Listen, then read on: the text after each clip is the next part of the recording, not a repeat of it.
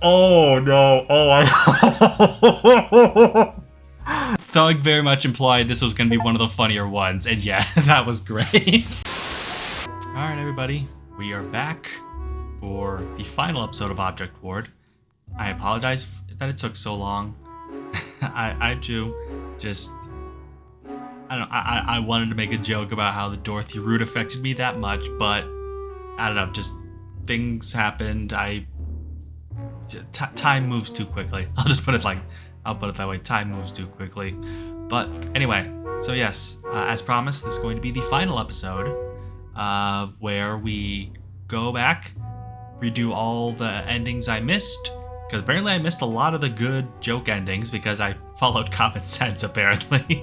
But then after that, we're gonna do the friendship route. So, and yes, I do have a kitty over here on standby and another kitty down here glaring at me because I'm disturbing her nap time, so bear with me. But yeah, first things first, let's get the other endings out of the way. That way our friendship route ending can be our final ending. So, let's get to that, shall we? Now, let's see what endings I still have to get. So, I'm missing the Acevedo bad and joke ending. I'm missing the Kent bad ending, because yeah, that was obviously a joke ending right there. Joke ending for Randall. Was this a joke for Dorothy? I guess it's been a while. The joke for, yeah, so I missed a lot of joke endings is the main consensus here. I'm missing a lot of joke endings. So yeah, I guess we'll, again, pardon her. We'll have to miss it. We'll just go through the order that I played them just for the sake of convenience. So we'll go Acevedo, Priscilla, then Kent, and so on. Oh yeah, since I didn't mention the opening, yeah, there has been a big final update since, with yeah, lots of new voice acting, lots of story tweaks, lots of new art, including one that has a reference to yours truly. Again, thanks for that, Thug. It's not me directly, but it's one of my characters from one of my visual novels. But yeah, thank you so much for that, Thug. I very much appreciate it. I believe it's on Acevedo's route, so yeah, that'll be fun to see when we get to that. That's right, yeah, eating the computer. Idiot, let Chad tell you of how much you are truly an idiot. There are over 100 million miles of paper-thin circuits inside of me. If the word idiot was engraved on each nano-angstrom of those millions of miles, it would not equal 1/1 billionth of what an air-headed, yellow-bellied, short-bus-riding idiot you are. Idiot, beep boo. Oh, I love it. 20 more years until retirement, Antonio. You can do this. Doc! My computer. You are currently eating my computer. Just the fact that he actually managed to eat through it is what impresses me. I looked down where the man I was fighting had already reverted back to his original, though broken form. Maybe I was a little too rough on the jumping. I love it. Yeah, so this time, let's continue eating. Might as well devour the evidence. The computer was always destined to be dissolved in my belly. Hey, is it considered cannibalism if only I saw him as human? I bit off another quarter, enjoying the electric sensation from the wires brushing against my face. Acevedo could only watch in horror. Not bad. I could use some hot sauce, yo. Did you bring any for me?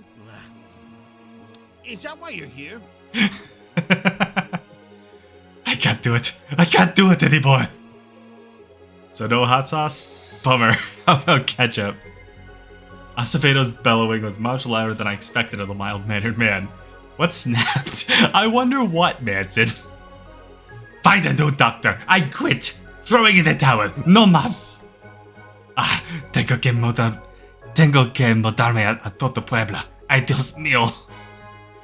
He grabbed his briefcase and sprinted away from me. But not towards the door. It was the window.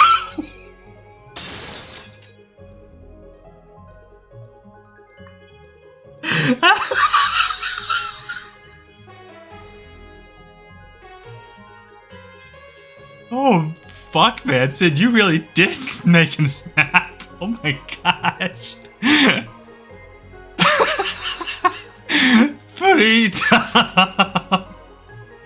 The madman actually burst through the glass. It was a beautiful sight, a painting to be placed in a museum and cherished forever. Tears streamed from Acevedo's eyes as he took on the elegant leaping pose of an Olympic long jumper. Not only his tie, but the ends of his suit jacket fluttered in the wind as the glass sparkled around him. The doctor laughed and laughed, staying in the air for a mesmerizingly lengthy time. And then gravity took hold. I ran to the window, watching Acevedo's body spasm on the ground. Ouch, legs are not supposed to bend that way. Based on the way he was convulsing, his ribs were victim of the self-defenestration as well. Ah, someone jumped. Who was that? Voices clamored beneath our floor. An ambulance! Somebody call an ambulance! Poor doctor. All you had to do was let me eat the computer. Fuck off, Manson. Wait, is that not... Oh, there's more? There's more? Oh. A week passed and the ward was still talking about Acevedo's jumping. Nobody knew if it was a suicide attempt or not, but I was heavily questioned due to me being in the same room when the psychiatrist leaped out. I was as puzzled as the police. According to the nurse's whispers, Acevedo was sent to a hospital for his bones to heal until being transferred to another psych ward with his own special padded room. Far, far away from me. With Acevedo incapacitated for the foreseeable future, I was transferred to a new psychiatrist, Dr. Schwartz. An ex-military psychiatrist, to be specific. Oh, is that the whistle guy? Yeah. When I prescribe you therapy, you follow the directions of that prescription to the letter. Do you understand, soldier? Forget Jones. This man was disturbingly titanic. Steroids must be his favorite meal. I nodded my head to everything he said, in fear of being snapped like a twig. You will not engage with the fanciful fabrications of your brain. You will not so much as attempt to converse with those counterfeit characters. But... You will address me as Dr. Sir. I ought to shave your head for your disobedience, you sissy. I missed Acevedo. I missed Acevedo. Groaning, I sunk into my couch in an escape from the whistle's shrill barking. Ending one, living la vida loca. Okay. Whew, boy, what a great start. Oh, that was great. There's still one more ending after that, right? Okay, so that was obviously the joke ending. I'm trying to remember, because it's been a while since I actually watched my Let's Plays of the episode, the game. Excuse me. So yeah, I'm trying to remember what was the other Acevedo choice. I guess we'll find out. Hey, there he is. There he is. There's Mr. Sprinkles. Nice. Oh man. Again, thanks again, Thug. I'm honored to be part of the game physically in some capacity. I'm honored, truly. Thank you. That's awesome. Okay, I remember this now. Okay. Yeah, that's right. Pill turning into human. I'm trying to remember what I did last time. Did I snort them or did I swallow them? I want to say I swallowed them. Maybe. Let's find out. Decided to go out with a bang. There's probably some feel-good chemicals in the pills. Better not regret this. Tore one open, pouring a little white powder on the desk. The mob watched dumbfounded. The hell? That's not what you're supposed to do. Should we stop him? This doesn't feel familiar. But again, this was... shit, almost a year ago now? Wow. About 30 or so pills and enough to make several lines. Crushed the mounded, even finer powder with my shoe. That's good enough. Let's see, I should have a paper or a straw somewhere.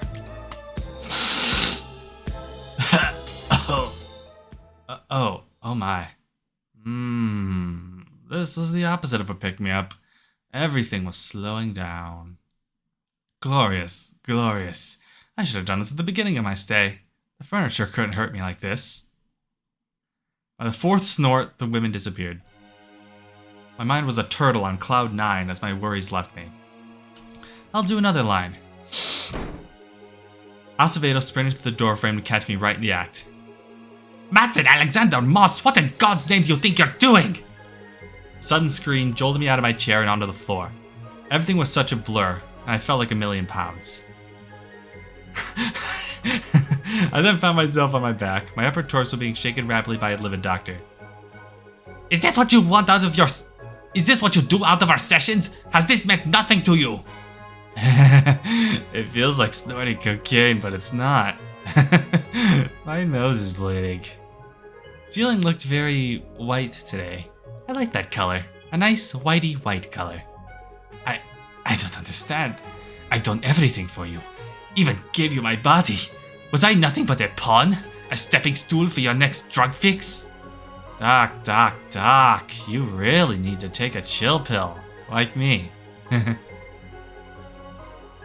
His arms went slack. Acevedo was trying to regulate his breathing, but it was hardly effective with me jabbering on. Remember when I said you had junk in your trunk? You're sure filling out that description nicely. Oh shit! The world was getting hazy. Blood from my nose was mixing with my foamy drool. What a gross, bloody, spidey, bloody, foamy taste. Doc, did you do something new with your face? It's kinda creepy, but a hole is a hole. Once I can move my legs again, let me stick my junk in it. I continued to laugh and laugh, but when Acevedo's hands wrapped around my neck, everything went... Even when Acevedo's hands wrapped around my neck, everything went to black after that. Daddy. Oh. Okay. What can I do for you, baby girl? I'm hungry. Don't worry, the roast beef will be out soon. Whoa, it's massive. I'm glad someone appreciates how hard I cook. We have to say grace before we eat. In union, our family performed the sign of the cross and held our hands together for prayer. Amen. Now let's dig in. I want some dessert, Daddy. Not yet. You need to finish your plate. Aww. But there will be ice cream when you finish. Don't you want to grow up big and strong? Well, yeah. I want to be as tall as you. Good. Then finish those mashed potatoes. Yuck. Hey, screw you, kid. Mashed potatoes are the best. Reluctantly, she shoveled the food in her mouth, her mind full of an ice cream reward. Done. Me too. Chocolate or vanilla? Chocolate. My children dug in as soon as I brought the bowls to them. Okay, so... Is this adoption? Foster care? Because unless killing a man turned him straight, I don't understand. Not too fast, or you'll get brain freeze. Ow. After letting the kids play for a bit, I tucked them into bed. As I washed the plates, I heard a knock on the door. Who could be here this late? Hey, Doc. Good to see you again. What is going on? Proudly standing in the doorway was Manson Moss. Without his messy hair and baggy eyes, he was nearly unrecognizable. I couldn't believe my eyes. How did you find me? What do you want? Money? No reason to be scared. I found you through the phone books. Came here to catch up on old times. Took a while, especially with drug rehab, but I was eventually let go. Don't even get me started on tracking you down. Manson whistled and gave my apron a once-over. Boy, a lot's changed since I last saw you. You're a stay-at-home husband? Yes, I retired. In fact, I've settled down and had children. Okay, so... So is the implication here that him snapping and strangling Manson turned him straight or bi? Is that the implication I'm getting here? Kids? I thought you were... It's been my life's dream to have children. For appearance's sake, it was sooner than expected, but I do keep the care of it. Okay, so... Okay. They're twins, Madeline and Manuel. I shouldn't have. I really shouldn't. But I couldn't stop thinking about you. You're still busy. How about I help you clean up? With every plate I passed him, Manson happily dried them. He was oddly quiet, aside from chuckling when our stack teetered above us. Family 4 ate quite a lot. When we finally worked through the last, his arms wrapped behind me. I missed you. If possible, could I spend the night? As he toyed with the ties of my apron, I gulped. Yes, just don't be loud. Pulled me into the bedroom and threw me onto the bed. This was the type of domination I could enjoy. While I lay panting, I watched him tear through the closet till he stopped at a lovely burgundy dress. Oh, Manson. Me gusta. Want me to wear it? I do love cute clothes. No, I will. The dress was too tight, emphasizing my muscles and lack of curves. It would have fit Manson better, but as if I'd let him wear my wife's clothes. To make matters more embarrassing, he then pulled out her makeup kit. Oh my goodness. Is lipstick really necessary? Why not? It fits the look, and damn if you aren't looking sexy. Really? Fervently, Manson lifted up my dress. My lower half was already burning with desire. Look at you. Your body remembers me well. Now it's my turn to play doctor.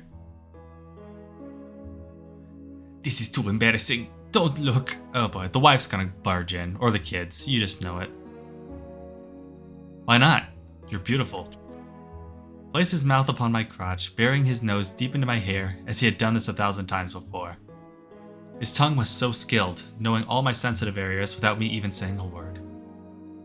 How did it feel, being inside a woman? Soft and wet, just like your mouth. Which do you enjoy more? I can't answer that.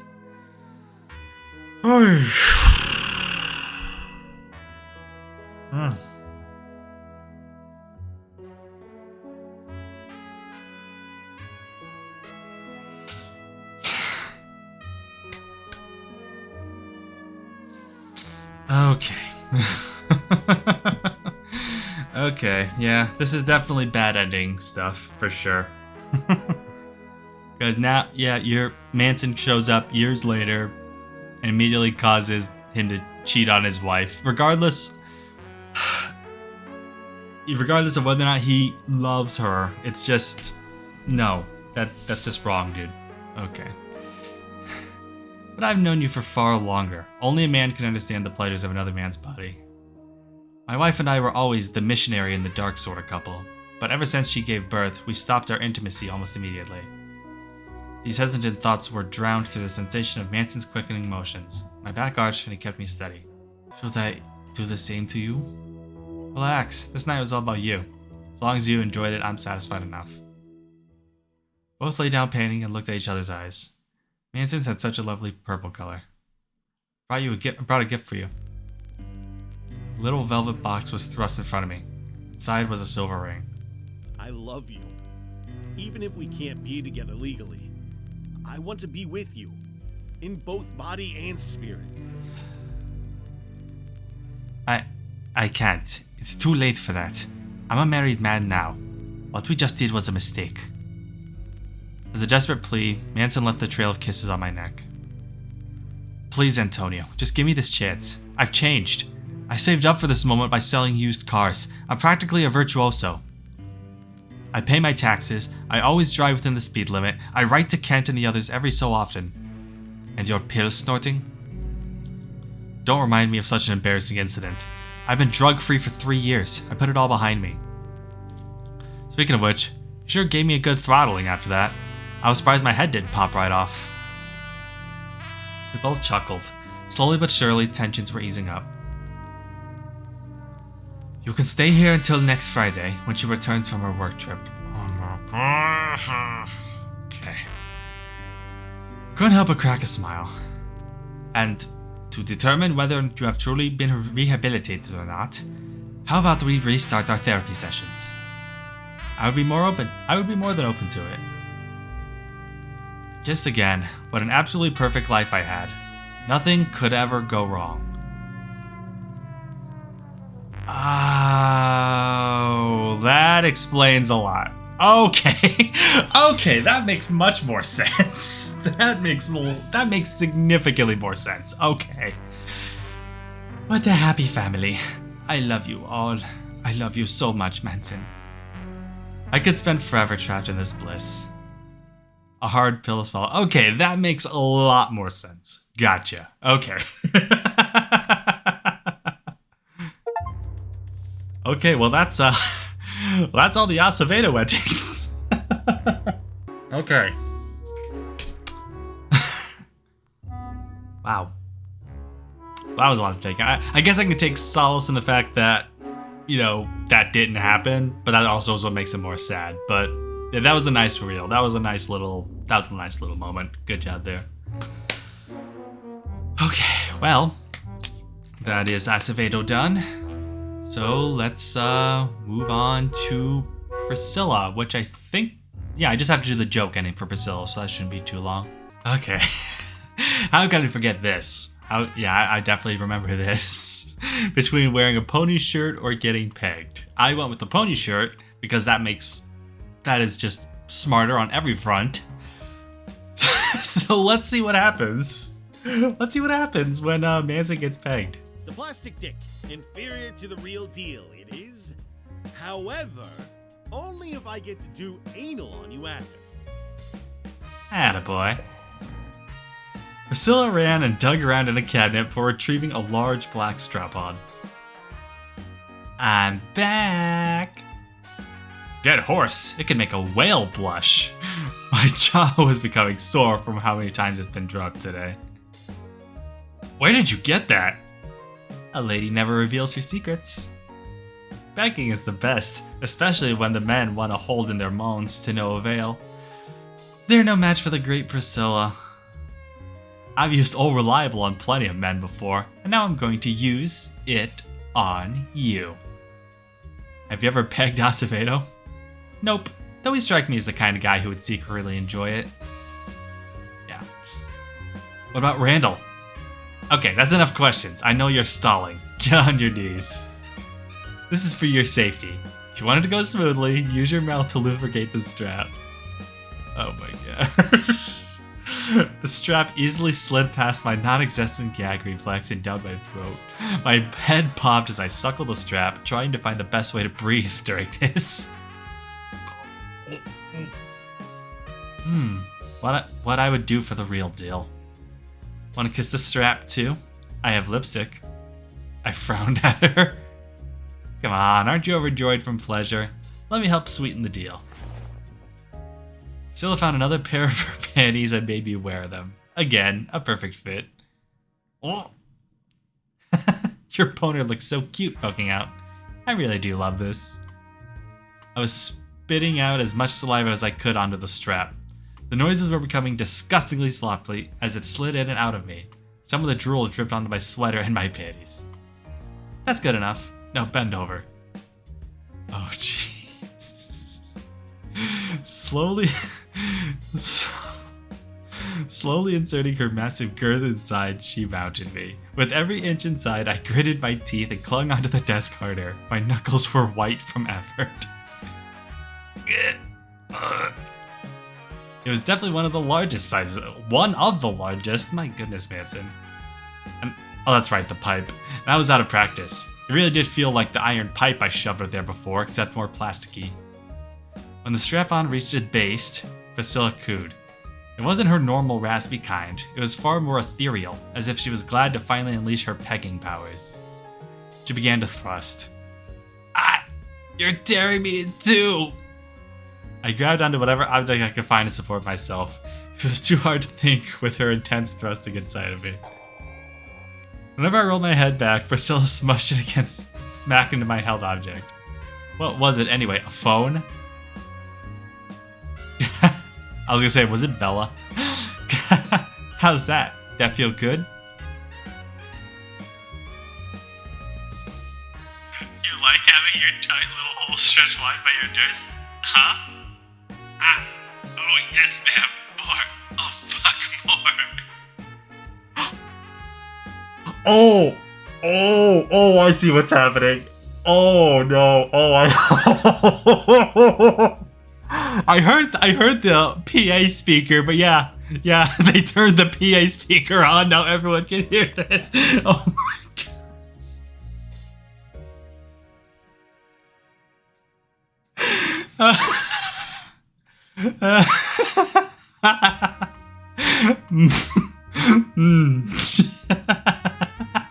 Beg for me like the desperate little bitch you are. Let this whole fucking ward hear it. Who's my bitch?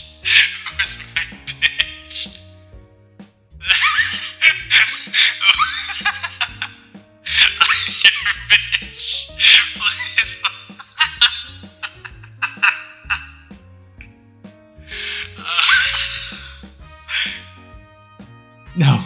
No. Oh my gosh, that didn't even register. That's right. Oh gosh, yeah, that's right. No. No. Tell me it isn't true. That's right. You're mine and only mine, and no one else can have you. Oh, poor cat.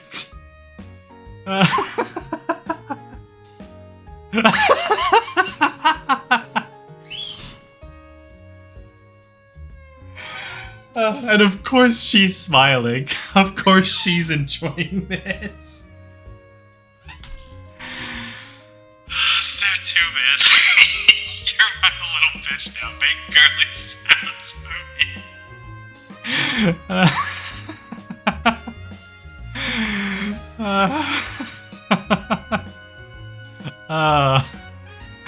Oh man, even they're not. Oh my gosh. I've been charged around here. You only come when I say you can.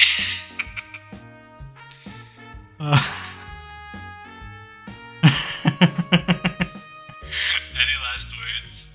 I'm coming. That's soon. You can't do anything, right? Can you? Oh, how was that? I didn't expect you to be a screamer. You were so loud, I'm sure the entire ward could hear it. Manson, what button did you press? Nurse arrested for sexual enslavement of patient. I swear I liked it. Experts believe Stockholm such a local game developer crowd comedic genius. Yep. I can explain. Ending 11 sympathy for the devil. Oh, okay. Yeah. Thug very much implied this was going to be one of the funnier ones. And yeah, that was great. Not at all where I expected that to go. I absolutely thought Manson was going to get like his fucking shitter torn in half. But yeah, that was so much better. Okay. Alright. So the only one left for Kent is his bad ending. So yeah, we did the group intervention last time. So this time we're going to confront him solo. I'll talk to him myself. Are you sure? He'll shut you down. I have a few tricks up my sleeve. I waited until Kent was scurrying past my bedroom, repainting the walls that were already painted by him last week. To grab his attention, I barked in the most dominating tone I could. Follow me. Yes, sir. Enough, Mr. Nice Manson. Drop and give me push-ups until I say when. What? Why? Because I said so. Hurry up. Without so much as a gulp, Kent fell to his hands and knees, performing as told. While his form wasn't perfect, sweat dripped down his blades as he pivoted up, down, down, and up. My unamused face scoured as he entered the several dozens with little signs of slowing. Now crunches. He obeyed. Jumping jacks. Again, he obeyed. You tired yet? I can keep going. That was a lie. His scissors were panning like a madman while his knees were buckling beneath him. I decided to change tactics. Surely he had no mood for. Now strip. I'll take your mind off things. As you wish, sir. The half-closed Kent straddled my lap, slowly working his way onto my cock. I felt all over his upper half, trying to figure out where he would want to be caressed. Each moan and sigh led me closer to my target. You have armpit hair? What about it? Don't know. I expect you to be hairless there. I didn't mean to disappoint you. If you'd like, I can shave. Of course he'd offer that. His answer would be no different if I asked him to dye his hair pink. Spun a little bit around my fingers, causing Kent to giggle and squirm. No! That tickles. The nurse let out a happy moan when I pinched his nipples. I spent the next few minutes roughing him up until my fingers were sore. I'm sensitive there. I used to wear nipple piercings, but they were too revealing in my uniform. I can believe that. Did it excite you, knowing that people could see those piercings? Maybe. I'm the worst, aren't I? The worst. He said it again. Are you happy with this? What do you mean? What you're doing feels good. Why do you like being treated like dirt? I'm not just talking about in the bedroom, but the way you let staff and other patients spit on you. Does it really make you happy? Manson, if we're going to have such a serious conversations, may we please stop? We sat in silence while Kent played with the hem of his underwear, looking for words.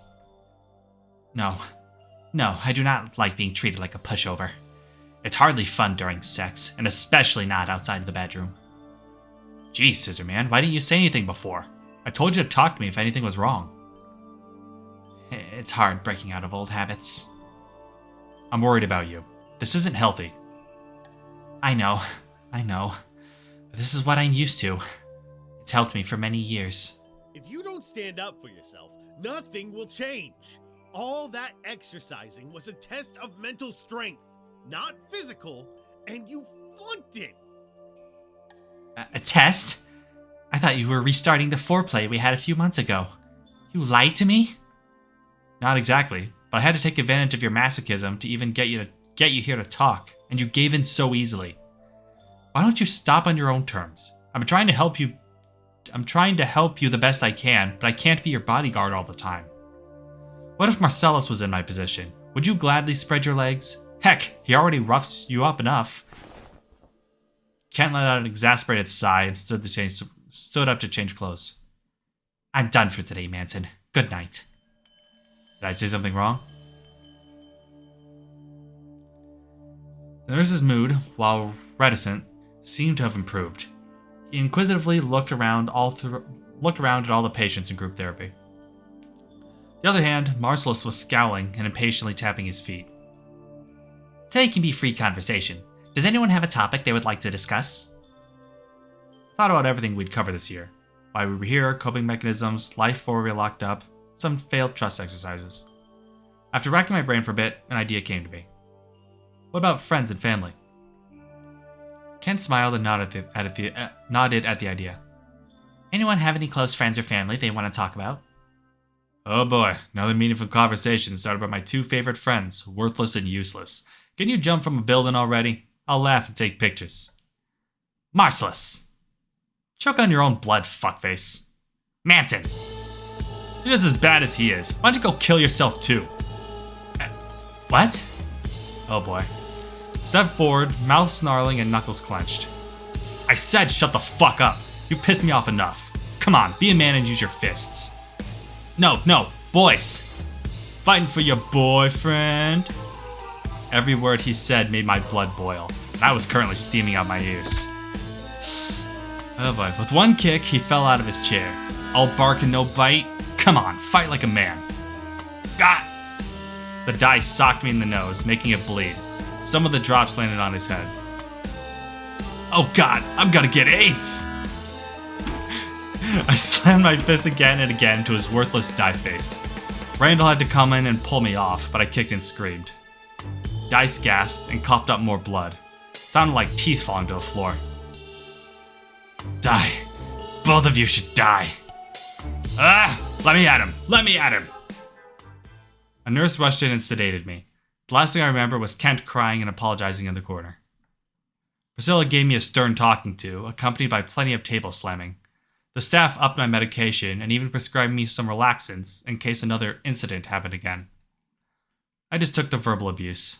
At least I got some punches in to teach Marcellus a lesson. For the next day, Kent was gone. And then the next. I approached Priscilla in the common room to ask where he was. Oh, he didn't tell you? I thought you two were close. He put in his letter of resignation a week ago, after that nasty fight you and Marcellus had. I froze. Where can I find him? Marcellus? He was moved to a different therapy block because you two idiots can't get along. Do you know what a pain in the rear that was? For Kent. Oh, for Kent? I'm not sure. If he still isn't working at the animal shelter, the guy said he'd pursue other passions. He's gone? Jones must have been within earshot because he started sobbing and trembling. The hell do you want me to do? Will you stop throwing a tantrum already? But he never said goodbye. He left me. I can't do this without him. I can't be without him. The next 2 months were silent. Way too silent. Without Kent, the hard-working nurse, the ward fell apart even faster. The place shut down and I was kicked out. Object heads be damned. I don't know what happened to Jones. As soon as Kent left, the patient stopped talking and was always staring unhappily at the floor. I had a goal in mind, though, to find out what happened. My first destination was the animal shelter Kent volunteered at. He left there. Damn it. I spent the next week running to all the haircut shops in town, squinting at phone books, and finally biking to the one in the city. I kept looking and looking. I would search the entirety of New York for him, but I was running out of places. With every shop not knowing a Kent Goodman, my heart sank further. Where had he gone? It was difficult to keep hope. I miss you, Kent. This was my third shop visit of the day. It was small and nondescript. It fit his personality well. Excuse me, does anyone know what... The scissorhead was there, cutting the head of a mop-headed person. We were stupefied to see each other. Oh, I'm rather booked this week, sir. I could recommend another salon for you. I slapped down a wad of money onto the counter. After you're done with this client, I want to see you. Please. Okay. I sat down near the receptionist's chair. The magazine I was reading was upside down, but I didn't care. I just had to keep an eye on Kent in case he bolted. After what felt like forever, I was summoned. Kent ran his fingers through my long hair. How have you been? Busy. Not a lot of free time. You? Good. Glad I found this place. And you? I already know what you want to say. His hand began shaking. Look at me. I'm so pathetic. I slipped away without a goodbye. What a way of breaking up, huh? Breaking up? Is that why you... I don't blame you for anything. It was all my fault for not being strong enough. I'm a failure, coward, a doormat for everyone to step upon. I'm beneath you, Manson. You're too good for someone like me. But if I'm happy, then you're happy. Wasn't that your rule? I'm miserable without you. Especially Jones. You abandoned the poor guy. I suggest you find your happiness somewhere else. I'll be fine, I promise. I tried and tried, but I couldn't change his mind. Why did he refuse to relent on this? Eventually, my hair was cut. It was charming, but left a frown on my face. So, this is goodbye? Averting my gaze, Kent closed the door. He couldn't even muster the words.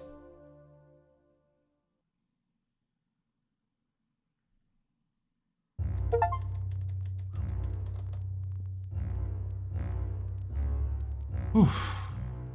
Well, that was a little hard.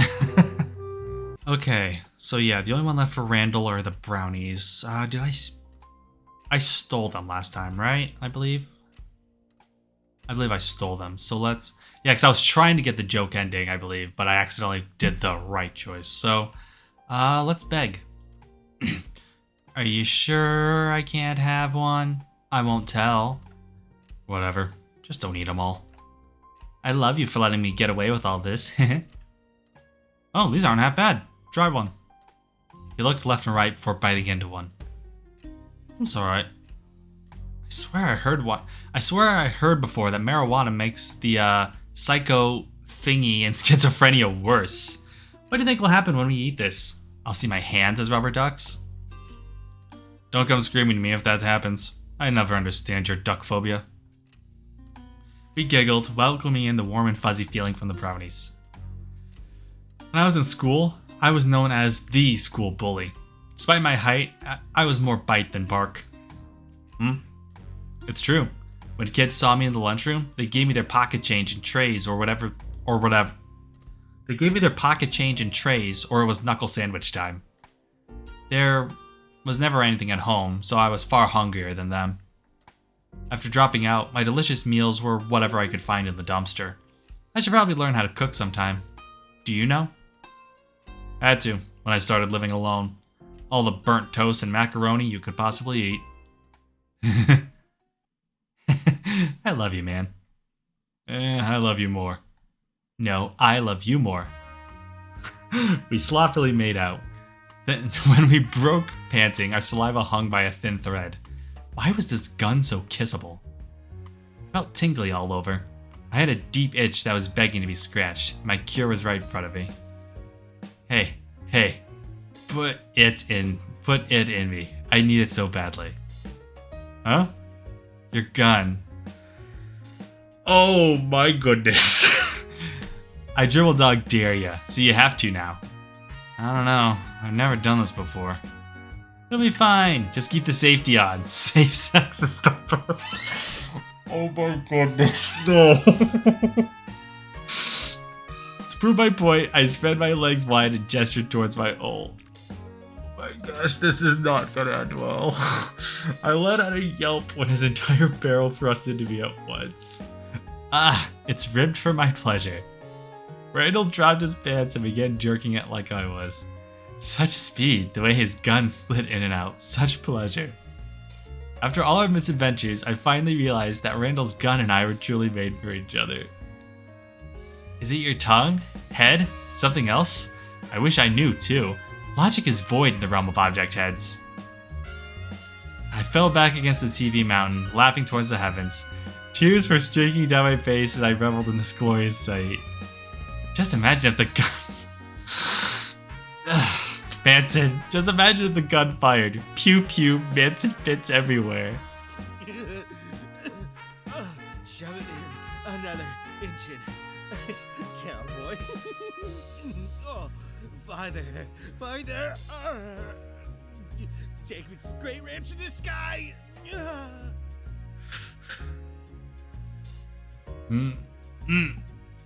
Randall's trigger guard slapped against my buttocks, working its hardest to also fit inside. What a shame my asshole couldn't accommodate it. My idiot giggles were intermittently joined by moans. My mind was going blank. My hips were moving on their own. Was I becoming a true porn actress? I spread my legs as far as I could. Dear God, what are you two freaks doing? Hey, meathead. Oh, get your pork board over here so I can chop all over it. That's nasty. Take that out of him right now. But I'm not done yet. Let me come. But the bastard did not let me come.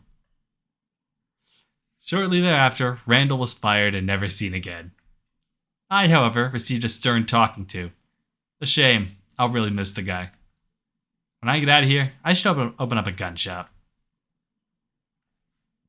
That ended a lot better than I thought that was going. I legitimately thought Manson was just gonna get fucking shot.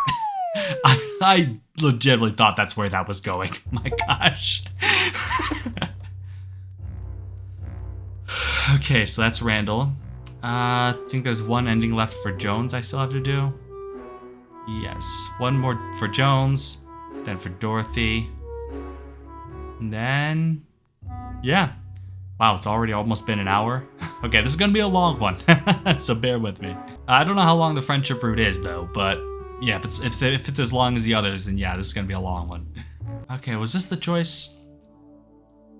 Flee or stay? Well, yeah, he was freaking out. I stayed, I believe. So, do I flee this time? I did it again.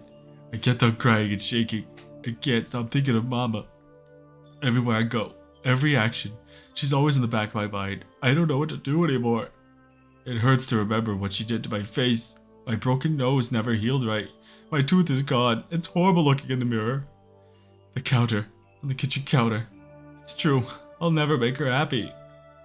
Nancy, please, let's get out of here. Okay, we'll walk on foot. Huh? Let's forget all our shitty problems. Deep inside, you're sick of that ward, aren't you? You've done a great job managing so far. So good riddance to that. Let's go. Together? Together. I fist bumped him. This is what he truly wanted, so be it. If he's happy, then I'm happy. How about that roller coaster I promised? Thank you. We walked away, never to return. Goodbye, Acevedo. Goodbye, Kent. Okay, well, that was simple. that was significantly shorter. Alright, so all that's left is Dorothy. Yeah, that's right. Escape for her and escape with her. That's right. I escaped for her last time, I believe, because, yeah, we left her behind. So let's escape with her this time. I refuse to abandon her. We were going to the mountains together, no matter what. Come on. I fist sucker punched Acevedo in the face. He staggered back as Dorothy and I ran for it. Gah! My face! My glasses! I moved as fast as my legs could carry me, dragged my wife by my hand. We turned corners and corners in this labyrinth, dodging any approaching patients or staff. Manson, I'm getting tired. Just down another flight of stairs and we're almost to the exit. You can do it. Though I kept pulling her, she started slowing down. She wouldn't make another 10 yards. I looked for anything that could hide us before spotting a storage closet. In here!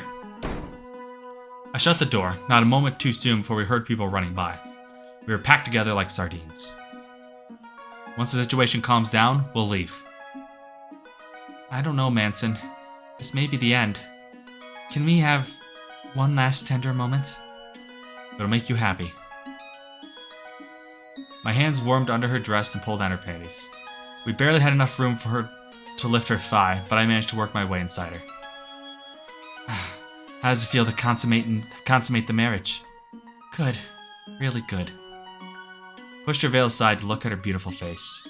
Her eyes were filled with lust and happiness, grateful to spend time together despite our tricky situation. It was an expression I vowed to protect. I want to keep doing this every day. We knocked over a broom so she could hold me tighter. The stress and excitement over her predicament made her so wet that as she moaned. We will, I promise. We'll have the craziest story to tell our kid. Just as I was reaching climax, the door opened. Priscilla, Randall, and the bruised Acevedo stared at me. Oh my god. Whoops. I splashed cold water onto my comically sized bruise. That wasn't enough humiliation for today. I was still planning to have therapy with several patients. I practiced my breathing exercises for the 5th time since Manson would... Oh, this is Acevedo. I practiced my breathing exercises for the 5th time since Manson was dragged away by security. In, out. In, out. The groans of patients standing up from being barreled over by the rampage were continuing the ward's hallway. In, out. In, out. That should be enough. I stepped outside the washroom, looking around for Priscilla. Slurred laughing from around the corner startled me. Hey, Doc. Doc. Doesn't this outfit match my eyes? I love the touch of Priscilla and Bella having blacked out faces. That's a cute touch. Manson was escorted by 2 wary nurses, Bella and Priscilla. I could only watch in horror as my patient lumbered from side to side. In, out. In, out. This isn't funny. What on earth happened to you? Antonio, we had to sedate him. We're moving him to the room right now. Ah, I see. Sorry you had to witness this, but you did everything you could. I told you he was hopeless. She bowed her head. Doc, do you want to do something fun later? Let's have a tea party with Dorothy again. Huh? Where is she? Manson tried to spin around, but Bella kept his body steady. I want Dorothy. There, poor thing. You won't have to worry about her anymore. A poor thing indeed. There was no trace of a mischievous sparkle in those sunken eyes or a cute smirk on that gaunt face. Let's go, Manny. 3 slowly moved down the hall, leaving me alone to press my head against the wall. My hair was falling down in front of my face, but I didn't have the energy in me to comb it back. I'm sorry as well, Manson. I failed you. Insane in the membrane.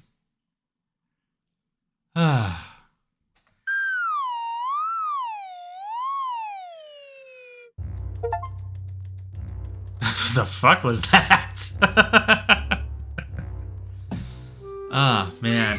Just further cementing that the Dorothy route is like the most fucked out of all of them. Poor Manson indeed. But that is every ending except the friendship ending. Again, don't know how long that one's gonna be, if it's like epilogue length or if it's like a full length, but I suppose we'll find out. Okay, so yeah, this is interesting. So Dorothy hinted that the way to get the friendship ending is through your therapy sessions. Well, now we have the option of morning, afternoon, but also neither in terms of which one we'd want to do. So this will be interesting to see where this goes. No, you can't make me. I get how you feel, but I don't have time for this. Fill them out now. I'm not crazy, so I don't need this stinking place. You and your fake tits can't keep me here forever. I crumpled up the papers in front of her. Priscilla stared into my eyes. No longer in her sing-songy tone, she was serious, merciless. Manson, if you're going to be like this, then let me be frank. You're worthless, a complete burden on society. Well, damn, that escalated. It's the people's tax dollars, including my own, that are funding your stay and keeping you off the street. Antonio's been discussing with me what his treatment plan is with you, but it's meaningless. After all, you said you refused. You've let him down before you even started. Hey, don't talk to me that way. I stood up in my seat, my hands shaking and ready to throttle the life out of her. I'm gonna do it. I'm really gonna do it. Sitting almighty on your throne, looking down upon everyone else, I'm more than what you say. Priscilla slammed on the desk in return, her face flushed with rage. The rain and thunder grew louder outside. Sit your ass down right now. Don't make me call security. They'll force you into a straitjacket, muzzle you, and shock the hell out of you painfully. With a hiss, I fell back into my seat. Priscilla straightened the packet that toppled over from the commotion. You've been very disrespectful. You know why you're here? You beat someone to within an inch of their life with a baseball bat. Prove to me that you're capable of change if you don't want to hear this conversation. Do you think you're worth something? Say aloud, and I'll let you leave this instant. She's right. I'm nothing. All I've done is lie, cheat, and steal since I've been thrown out of the house. I take drugs, I fight with other homeless men. The truth hurts. I'm sorry. The ward is here to help you, free of charge, might I mention, and you're burning bridges by refusing. Reality is not always this generous, Manson. Don't forget that.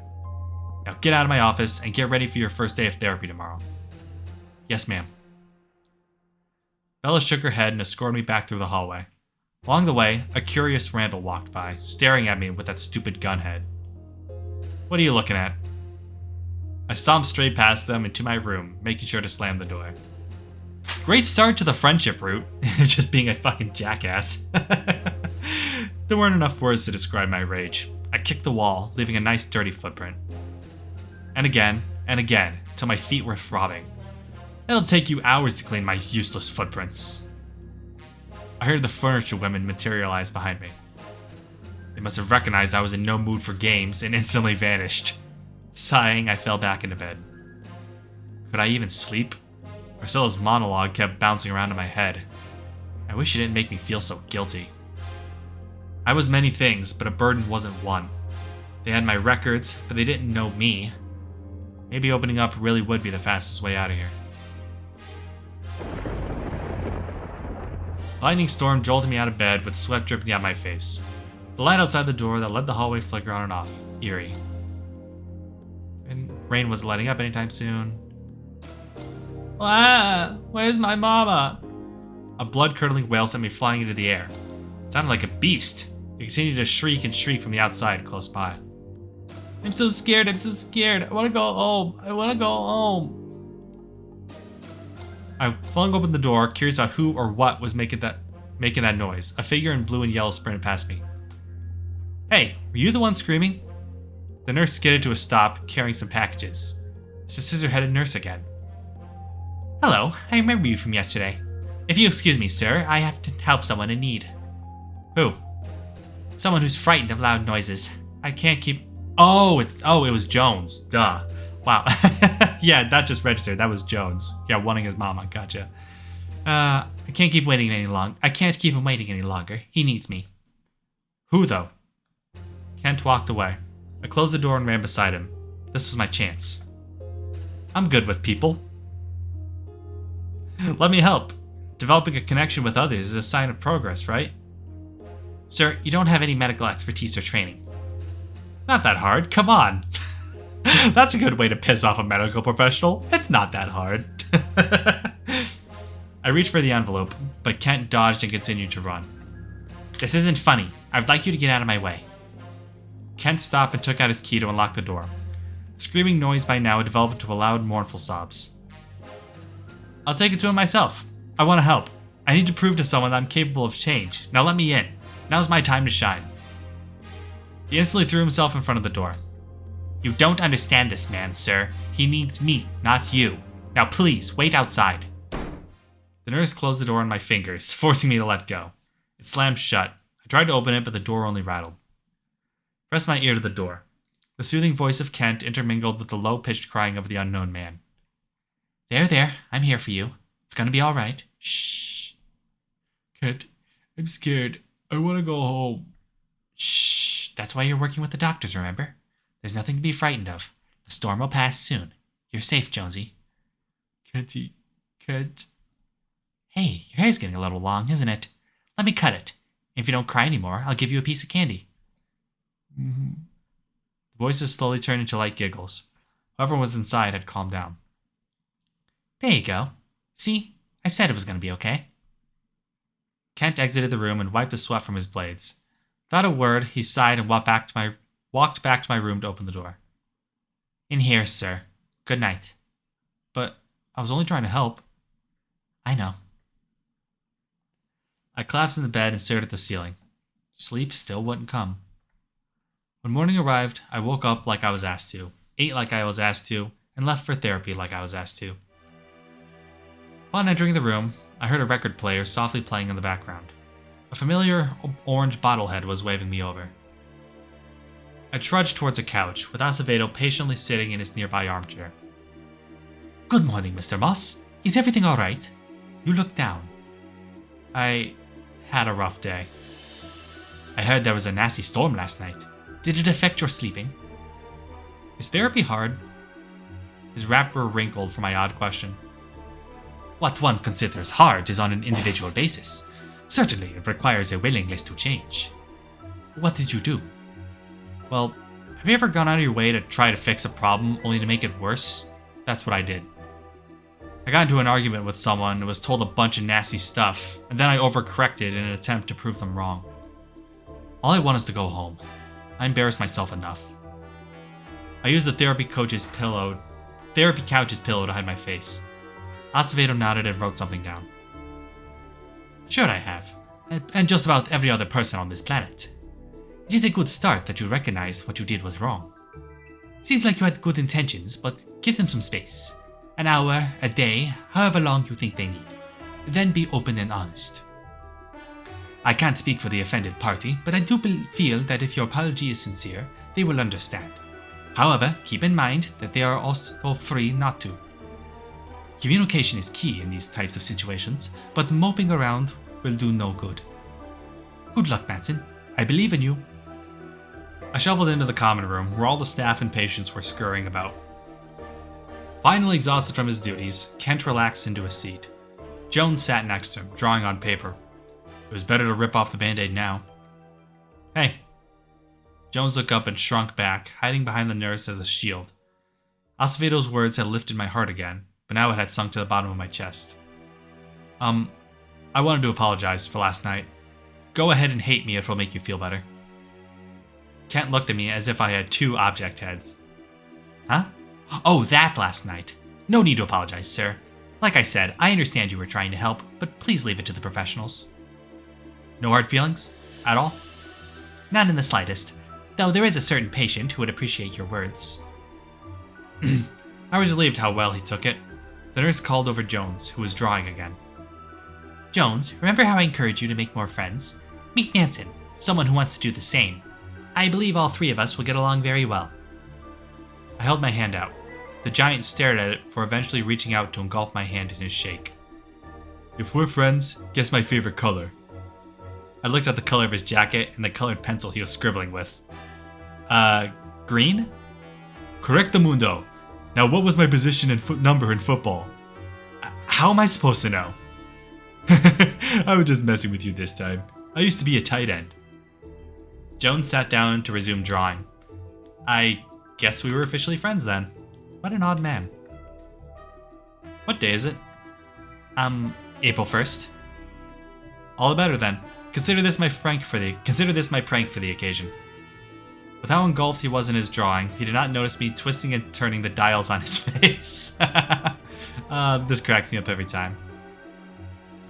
A little cow doodle appeared on his screen. It was more of an oval with two stick legs, but close enough. Jones stumbled back, pawing at his screen. What did you do to my face? Drawing like you are, but I can do better than that. That tickles. I continued to flex my creative prowess. A gear, a self-portrait of me, a monocle, doodle after doodle, his screen came to life like a street mural. Out of room. Jones rubbed his screen, but no amount of touching could remove the crowded drawings covering his face. Let me take care of it then. You're in good hands. How did you erase these things again? If I remember, you had to... I got it. With a large grin on my face, I placed both my hands on the end of Jones' shoulders, his eyes froze to waste. Huh? Then I began. Due to the angle I was sitting at, it was rather easy to shake Jones back and forth as hard as I could. Once 10 seconds had passed, I finally let go and the giant fell all the way in his back. Jeez, being shook around for 10 seconds? Oh my gosh, that's actually quite a bit. And it worked. His screen was blank again.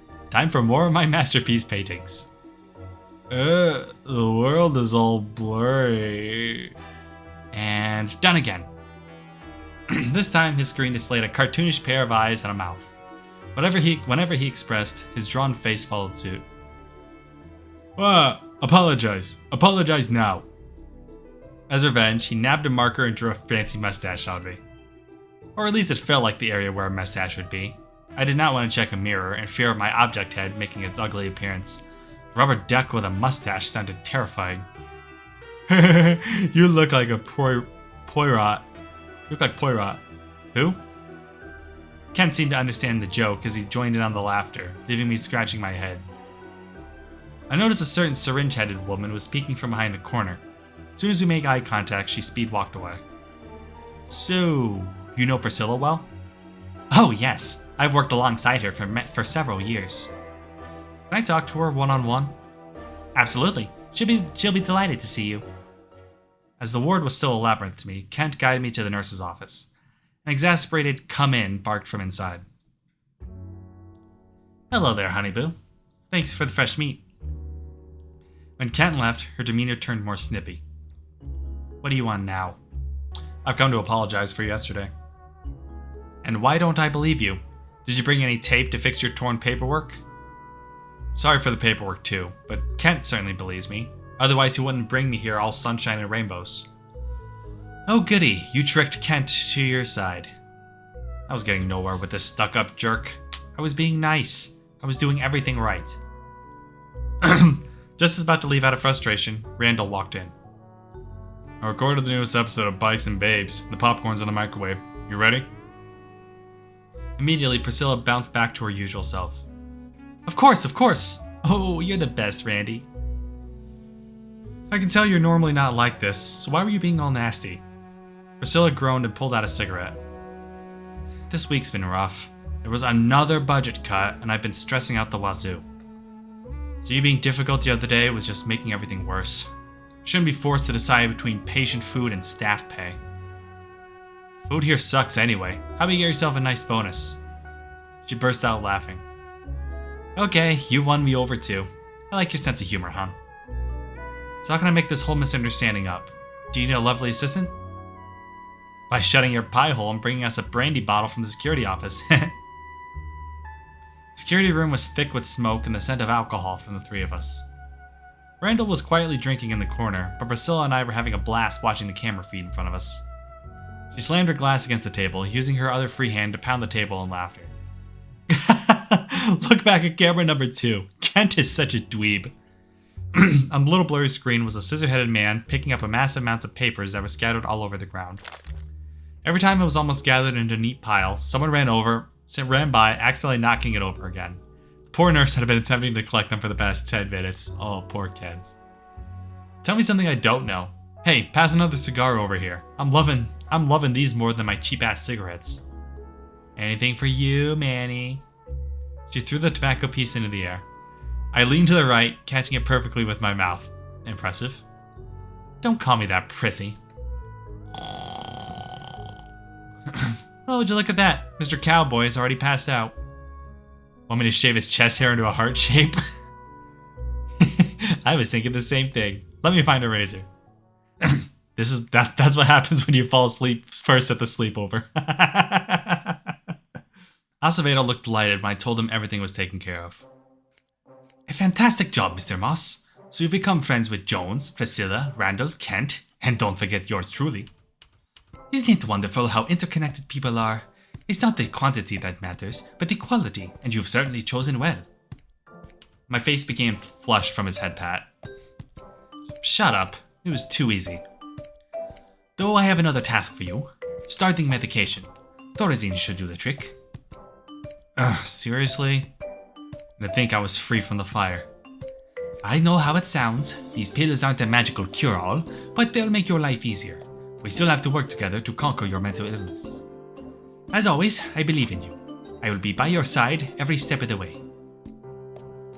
I sat at the common room table, poking and prodding my meal tray.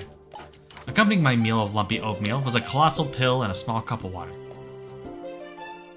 Are you sure you should take this? It looks like poison to me. Don't let it down your guard, Manson. You're surrounded by enemies. 3 familiar women appeared behind me to curiously study the pill. I nearly fell out of my chair. Wah! Where did you come from? I thought I got rid of you. By the time I sat up, the women were already gone. Who are you talking to? No one. You didn't hear anything. The patient scooted closer when he saw me poking at my medication. Oh, that? It's not so bad, Manson. It tastes a bit yucky at first, but then it's all over lickety split. Are you inducting me into the aliens' mind-controlled army? What? No. Mine helps me with my nightmares, and I imagine yours will help with your alien nightmares. I'm all fine and dandy, so you'll be too. Jones innocently beamed at me. I looked at him, then the other surrounding patients. Lots of pill-taking in sight, but no aliens. I guess I trusted a drawing board head over the furniture. Bottoms up. Tastes like detergent with a dash of rubber and a sprinkle of death. Somehow I managed to force it down my throat.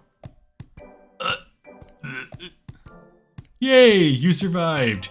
Here, have some of my macaroni to mask the taste. He passed me his chewed on fork. Yummy. After finishing all his meal passing, Kent also came to check in. Did you take it? Want to see for yourself? My uvula is quite sexy. No, I believe you. One medicated meal down, who knew how many left? Hopefully ingesting this will become easier with time. Roswell was real. That's cute. I became great friends with them. Like, really great friends. They helped me pass the time. I helped them loosen up once in a while and have some fun. Despite being stuck in an asylum, I was glad I met them. I saw a black car drive in that I didn't recognize. It parked, and a suited man with a clipboard had strutted out. Who could that be?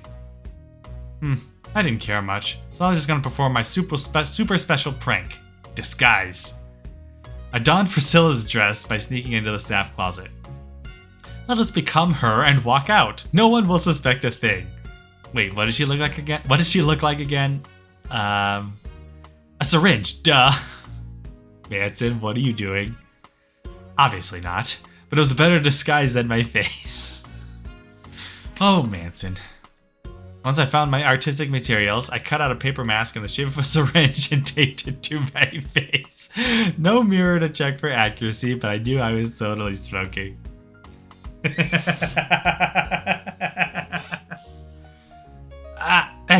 Whoa. He even has fake boobs in. Oh my gosh. Heels were harder to walk than I expected. I thought I had enough practice from my time in drag, but not in these heights. How does Priscilla even sprint in these? I stepped outside and wobbled straight into a patrolling Randall. Excuse me, Randall Wandle. I believe I forgot to lock my door at home. I'll be right back. See you on camera 13. He stared at me, staring from my shaking high heels to my peeling mask.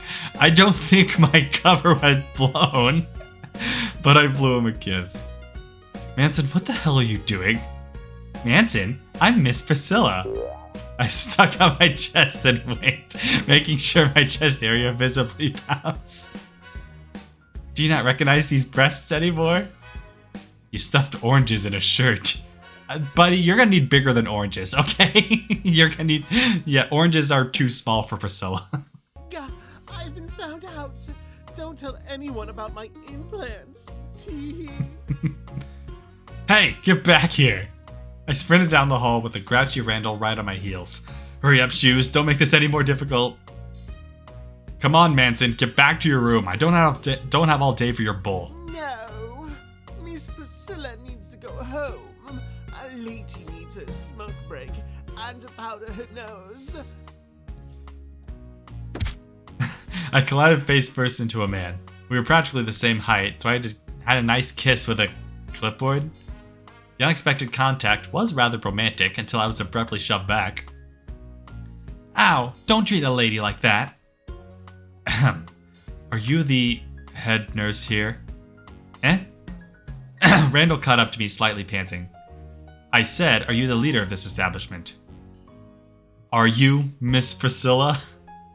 I nervously chuckled. My bra, jostled and unable to contain its stuffing anymore, spilled oranges onto the floor. No, sir. The clipboard-headed man wrote something on his head, grumbling about poor introduction. I'm Tom Howards. I'm here for an inspection of the Clark County Psychiatric Ward. I would like to speak to the head of the hospital so that I may begin. An inspector? For this dump? Oh, there would be drama a-brewing. I know the way. Follow me. I tagged behind them. The inspector squinted at me. Who is that? A patient? The outfit is quite progressive. Yeah, just ignore him. In between his grumblings, I could overhear a patient's not in proper area. We reached the nurse's office where he profusely knocked. I'm coming. Quit your knocking. Priscilla strolled into the room with a lit cigarette in her hands. Her uniform was slightly disheveled. She must have had fun recently. Who are you? The building inspector, Tom Howards. He demanded to see you. Twirling the cigarette, she sat down in a chair and leaned back as far as she could. Ah, the inspector. The inspector. The inspector. In the office's corner, the clipboard-headed man tapped his foot, writing something down. Oh, that's cute. His eye's actually twitching. That's cute. The inspector? He was coming today? Randall, why didn't you tell me? I have, for the past 2 weeks. Oh, for Christ's sake. Ahem. The nurse slipped out of her chair and ran to the inspector to shake his hand, tripping over a cupful of empty bottles in the process. Mr. Howards, how delightful it is to see you at this delightful day. How was your trip here? Is there anything I can do for you? Where's the director? On vacation, hon. For how long? A year, I believe. He doesn't visit often, so I take care of everything. I'm doing a pretty great job, right? Come with me, please. I shall determine with my own eyes. Randall joined my tailing as the inspector dragged Priscilla around. Each time he frowned, which was often, he wrote something down. Who designed this place? Monkeys? Every scribble on that notepad made her sweat more. Acevedo walked out of his office sighing. When he saw my ill-fitting but sexy dress, he sighed even harder. Do you even have a medical license? Why, yes, I do. Are you suggesting I've been committing malpractice? Would you like me to bring you my certificate on a silver platter? It'd be best for you to calm down, Dr. Acevedo. The inspector pointed towards the condemned section. What's this? Oh, currently in maintenance. We're sending some men to fix it. Date? Soon? He pushed past her to open the musty doors. Bats and cobwebs came flying out. You're fired. Eh? I'm reporting you to the Department of Health and Human Services. I can say with confidence you won't be a nurse for much longer. Pack up your stuff. This place is closing. Eh? Hey, hold on a second. The inspector ripped a page off his clipboard and passed Priscilla a list of complaints long enough to reach the floor. Giving you a grace period. If you don't fix this in the next 3 months, it's closing time. Please, I can do this with my eyes closed. Then why were these problems present before? Gah! On it, sir. He drove off in his car, blowing out smog. Sheesh, I won't be a nurse much longer. What an idiot. Sweating, she stared at the lengthy list. I should, make an announcement or something, right? She walked to the speaker and explained everything. Some people partied, but the staff and I remained dumbfounded.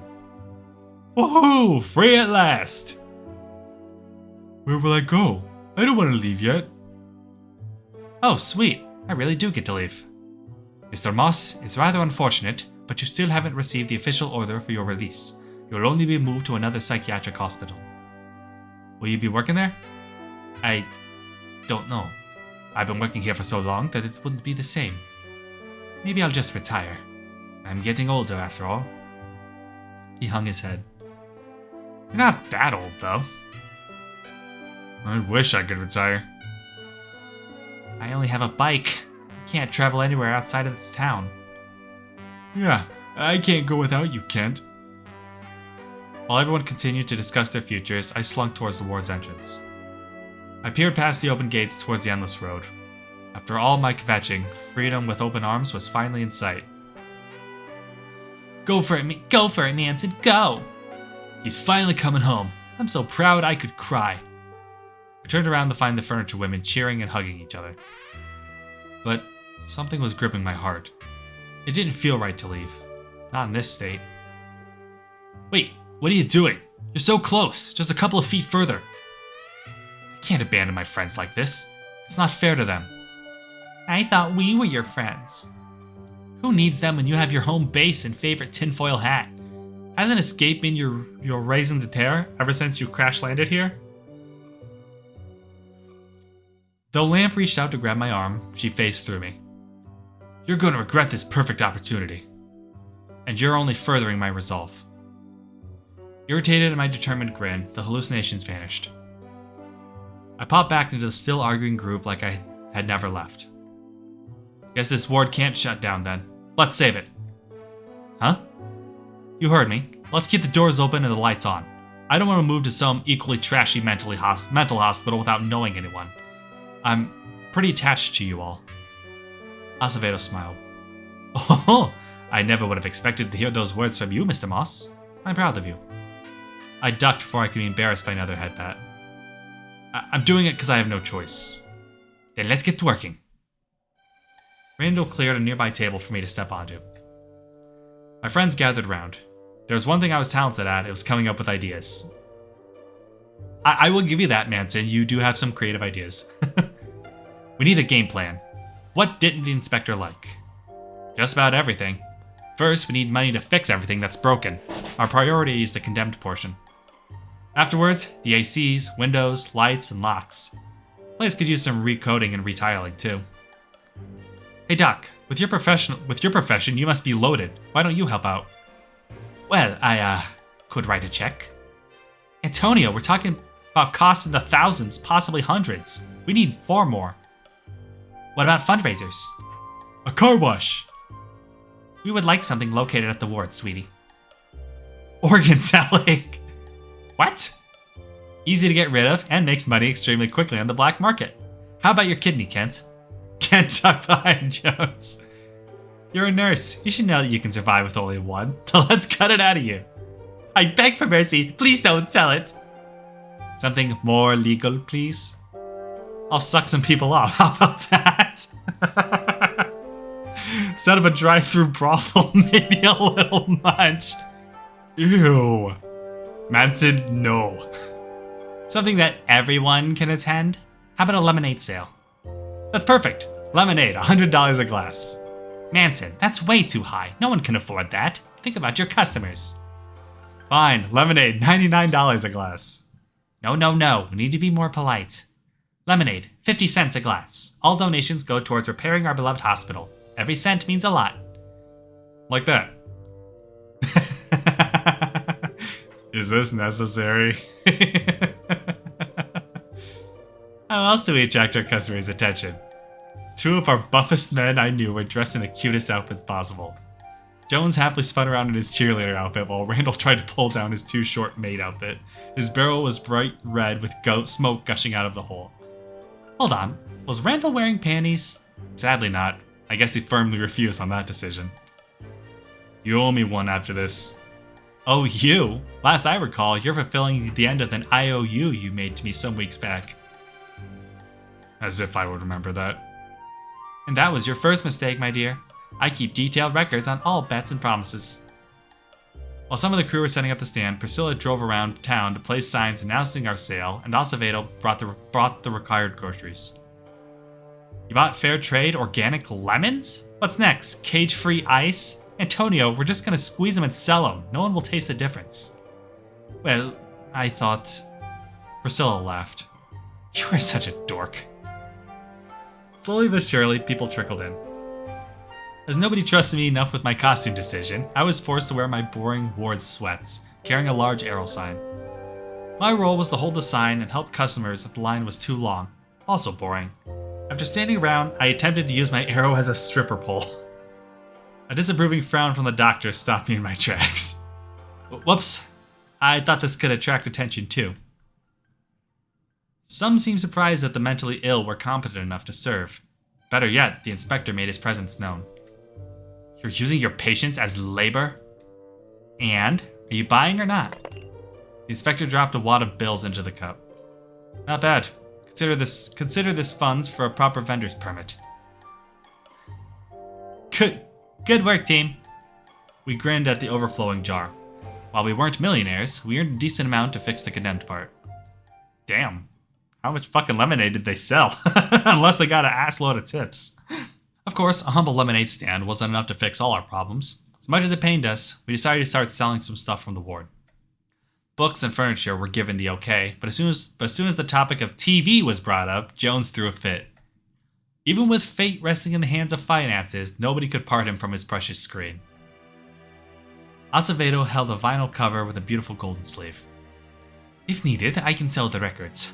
Oh, Don Giovanni, you will be sorely missed. The doctor's shelves were slowly emptying as we chose which books to sell and which were absolutely necessary to keep. Jones picked up 2 leather-bound textbooks, admiring the stitching work. Oh, I see you found my DSMs. Psychiatry is often changing field, so I try to keep up. You read them for fun? Chuckling, Acevedo was prepared to politely answer Jones, but the giant began laughing too. I like reading my engineering books because I'm a mechanic. I can help sell my books too. How thoughtful of you, Mr. Carvey. Surely some mechanics in training could use those books. Now that I think about it, medical students need these anatomical textbooks more than I do. Are there any with muscles? Look for yourself. Muscles are awesome, especially muscle cars, except that's not part of the human body. You're really cool, Dr. Avocado. My name is pronounced Acevedo, though you can call me Doc. Despite appearing simple-minded, Jones was more educated than I expected. Seeing them discuss literature like wise scholars had me feeling outclassed. Yes, it's back. Yes. Oh man, this is still my favorite part of the entire game, I'll be honest. Like, nothing has topped the reading Dick and Mary Jane for me. Not to be deterred, I dove into a book pile and pulled out a tiny one with children on the cover. Whoever designed their heads had a sick sense of humor. Duck? No, it reads Dick. Dick and Mary Jane. Dick is short for Richard, though I never understood why. Do you know, Doc? It's a fascinating linguistics history. Linguistics, schmingwits. This book is too hard. I never finished school. You dropped out? My face flushed, but I did not read any animosity on Jones' expression. It's a long story. Education and I do not pair well together. Do not fret, Manson. The ward has programs to help you obtain your GED. I can personally tutor you. Oh, what if you went to trade school like me? Then we could be mechanics together. Ugh, these dweebs. I'll help. And me. Let's begin by reading the book together. Yes! No, get away! I refuse to learn, especially from the likes of you two. Wahaha! Mary Jane loves Dick's balls. And Dick's balls are black. Would you look at that? Oh man, I love that so much. Jones continued to reorient the antenna before sighing in exasperation. No use. The cables may be fried. We need a new TV. It's a cornerstone of the ward. I'll sell everything I own to get the TV working again. Please, I need my gadget. A few days later, Kent and Randall came in carrying boxes. I thought I'd splurge a little and buy us a game console alongside the new television. Kent, no. You shouldn't have done that. Don't you need the money? Really, it's alright. It'll all be worth it to see if some people really have fun with it. Okay, 1986, so that would be an NES, right? That would, if we're talking about the big ones, then yeah, 86, that would have to be the NES. Patience watched as Kent and Randall revealed another box inside, though shinier and black. Wow, it looks expensive. What if I break it? Oh, duh, Atari. Yeah, that would make more sense. It's an Atari. I heard it'll take a beating and be A-okay. Huh? What's an Atari? It's a video game console. A what? This thing. Touch it, it's cool. For fuck's sake, Manson. For fuck's sake. I wasn't sure what to do with the plastic stick, but it was rather phallic looking.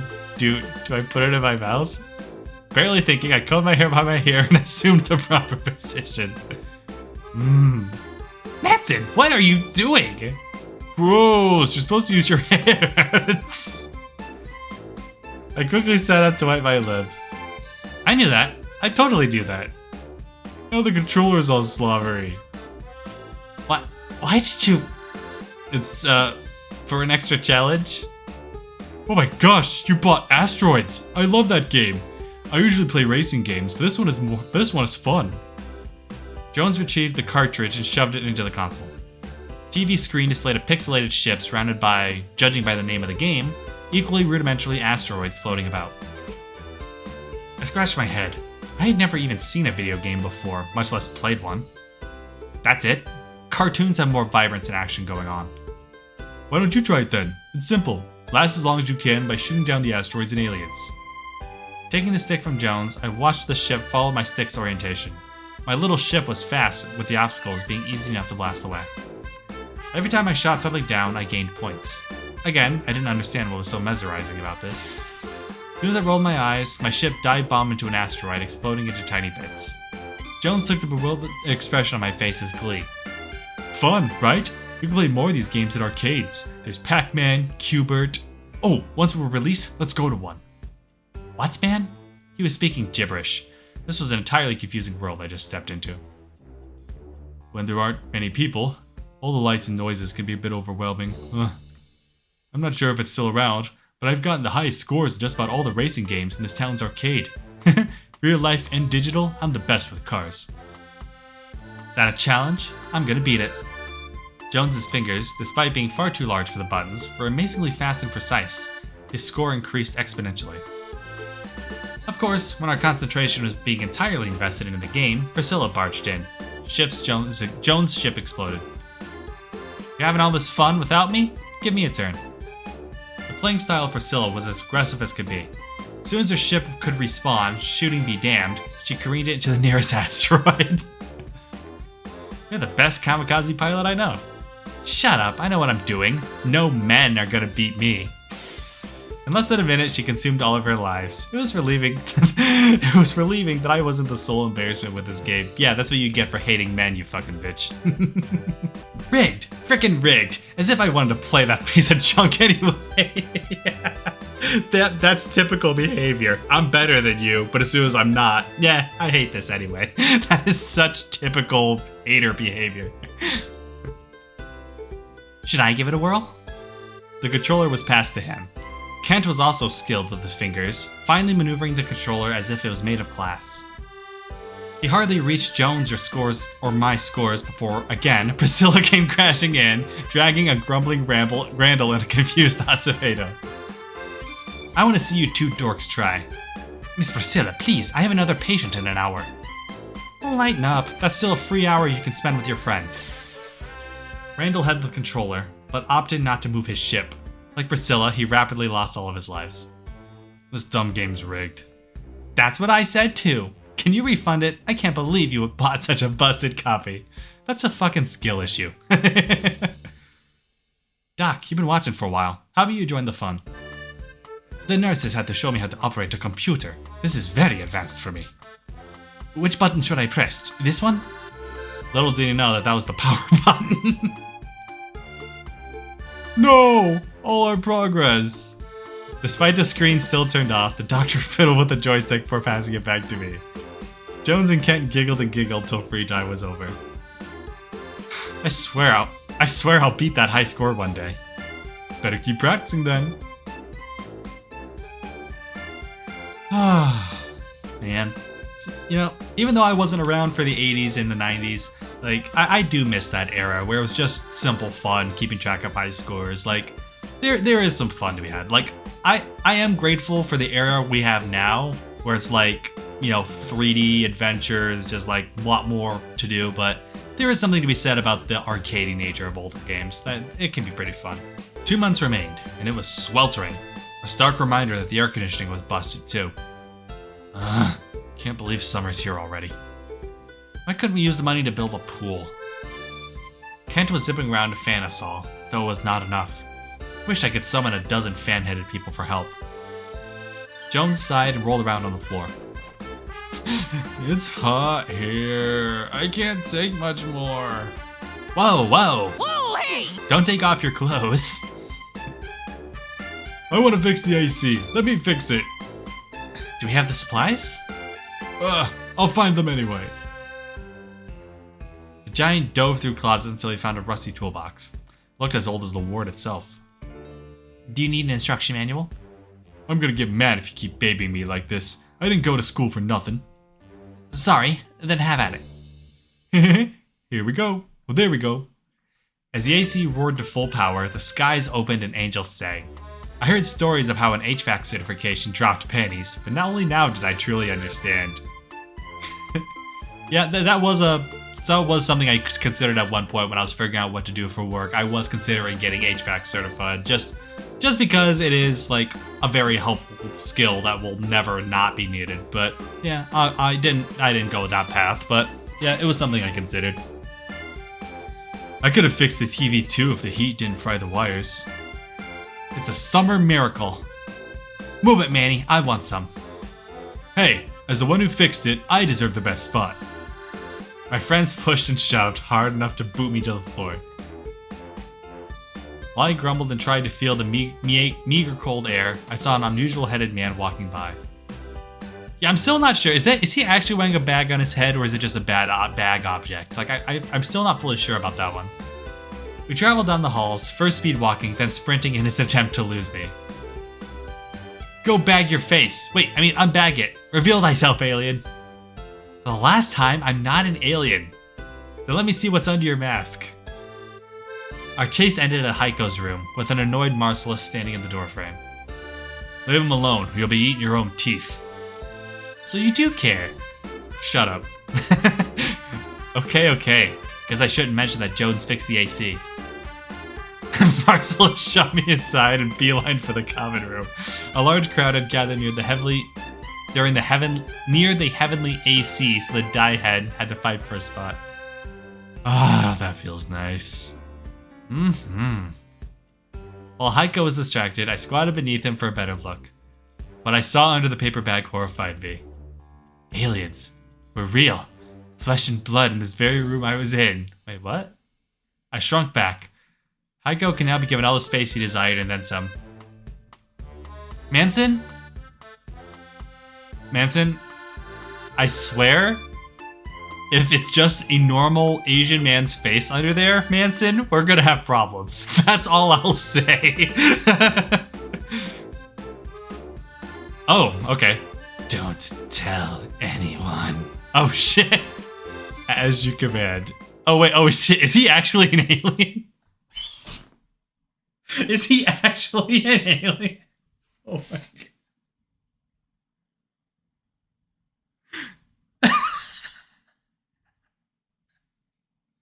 Now I'm even more confused. Though everyone, because if this was an April Fool's game, then yeah, I would pass it off as a joke. But now I genuinely don't know how I'm supposed to feel. Though everyone was busy preparing the ward, we were not free from the shackles of therapy. As you close your eyes, your mind may wander. It's completely normal for it to do so, but pay attention to how you're feeling at this very moment. Find your anchor spot and relax. Let the breathing flow through you. The nurse certainly had a soothing voice, but I lacked the patience for this kind of meditation. Whenever I closed my eyes, the ticking of the room's clock gripped my attention. I groaned at its snail pace. Is something wrong, Manson? I'm always open to suggestions. We're on a time crunch. Aren't there better things to do? Can repairing the roof be considered therapy homework and be done with it? Leave, I won't stop you. Jeez, can't I go a single session without you disrupting everyone's day? I squinted at the patient. I swear you get crazier every time you come. Hey freak, what's my head today? You coneheads and your lack of brains, go make yourself useful by playing in traffic. My point proven. Hey, you can't talk about a friend that way. What are you screwballs gonna do about it? Rude. Well, I never. Pick on someone your own size. Leave my cousins alone. Aw, the nincompoops are inbred. Being shitheads is literally your genes. It's gonna be a shithead. Wait, no, I rescind my pun. I don't want to see that object head. That's right. Back away, you crazy freak. Ugh, I'll shove your cone head so far up your ass you'll be singing soprano. Everyone, please stop arguing. But they all started it. I'm innocent. Yeah, stay in your chair and bemoan. Life is so hard for you, but you facilitate our misery. I'm glad this place is getting shut down. With tears in his scissor holes, Kent fled the room. I chased him in pursuit. Hey, wait up. His speed should have made him a track star, not a nurse. To my surprise, he slipped into Acevedo's office. Am I any trouble? I don't mind. There is time for my next patient. The same couch I was always in, Kent laid down and rested his head against the pillow. This was probably something I shouldn't be listening to, but I was curious as to how Acevedo gave therapy to others. It's been a while since I was in this chair. As long as you're comfortable, tell me where it all began. Group therapy didn't go as planned today. I wish I wasn't so bad at my job. Everyone listens to you, but never me. Why can't I be stronger? Therapy is a hard and often overlooked job. The fact that you continue to show up every day is a testament to your strength. Believe me, you don't see the time these patients spend in my office. What we provide to them has its highs and lows, but it'll always be lows without someone to guide them. Keep your chin up, be patient with them, and it will all work out. Thank you, Doctor. You always know what to say. The two hugged. There is no shame in resuming our sessions. I'll consider it, but I need to get back to my group. Kent walked out to find me sheepishly twiddling my thumbs. Hey, I wanted to apologize for this morning, even if they started it. I guess I should have been more mindful of how my actions affect others, huh? The scissors gleamed. Well, I appreciate you apologizing to me. Actions speak louder than words. I'll give you some homework to reflect on. No, Acevedo gives me enough. Manson? Is that you I hear outside? I believe he wants to say something to you, Doctor. It certainly makes group therapy lively.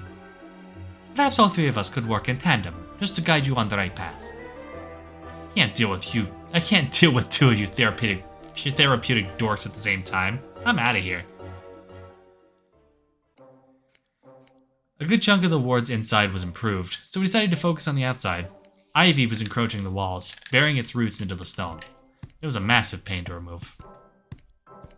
Meanwhile, Kent focused on the ground's health. He was dirty, holding gardening tools and wearing thicker gloves. I thought some flora would be a welcoming sight. A little bit of morning glory here, some snapdragons there. I could go all day. Do you have a favorite flower? Me? How if I know? All flowers to me look like, well, flowers. I was only curious. Jones is disinterested in my gardening as well. I once knew a patient who was obsessed with gardening, especially peonies. It wasn't this hospital, but another when I was in nursing school. He gave me plenty of planting advice. To indulge Kent, I nabbed a trough and began digging. Seeing the worms wriggling around had me wondering what they tasted like. Manson, oh my freaking goodness. Before I could sample, I caught two unlikely figures talking. The headlight frizzled out on the way here, and the transmission gave up as soon as I arrived. Sorry that there's no car jack. I don't exactly keep one in my pocket. It's okay, I'm big enough to not need one. As if it was made of paper, Jones lifted the motorcycle. He grinned. Holy cow, how are you so strong? I like to exercise. That's the statement of the century. Is it all natural? Can I feel your powerful arms? Or your abs? He looked ready to drop it on the drooling woman. Do you want your motorcycle fixed or not? Sometime later, Jones waddled to us, covered in oil and grease. Priscilla seemed like a satisfied customer as she purred all over her vehicle. Hiya, Kent. Hiya, Manson. Oh, flowers. I want the green one. You mean the hydrangeas? I mean, I just planted these, but if it'll make you happy. Yay! Thank you, Kenty Kent. Jones grabbed a wad of hydrangeas and uprooted them before Kent could use the proper shears. You're welcome, Jonesy. Any other takers? Oh, any other takers? No? Then let's leave the flowers alone so they'll have time to spread their roots. Woo! I'm going for a test drive. Miss Priscilla, no! Don't drive all over the grass. I just reseeded that. Oh, poor Kent. No! A guttural scream awoke us all. I sprinted to where the sound came from. Outside. Rabbits were everywhere. Absolutely everywhere. The outside looked like the moon with the sheer amount of rabbit-induced craters. Doing my best not to twist an ankle, I walked over to Kent. No, I just planted them. My petunias. The man fell to his knees with a deafening wail. The entire rabbit population of New York is in the backyard. Oh, what do we do? What do we do? I leaped towards a bunny in an effort to catch it, but it leaped faster. My face ate a dirt crater. Randall was good with security.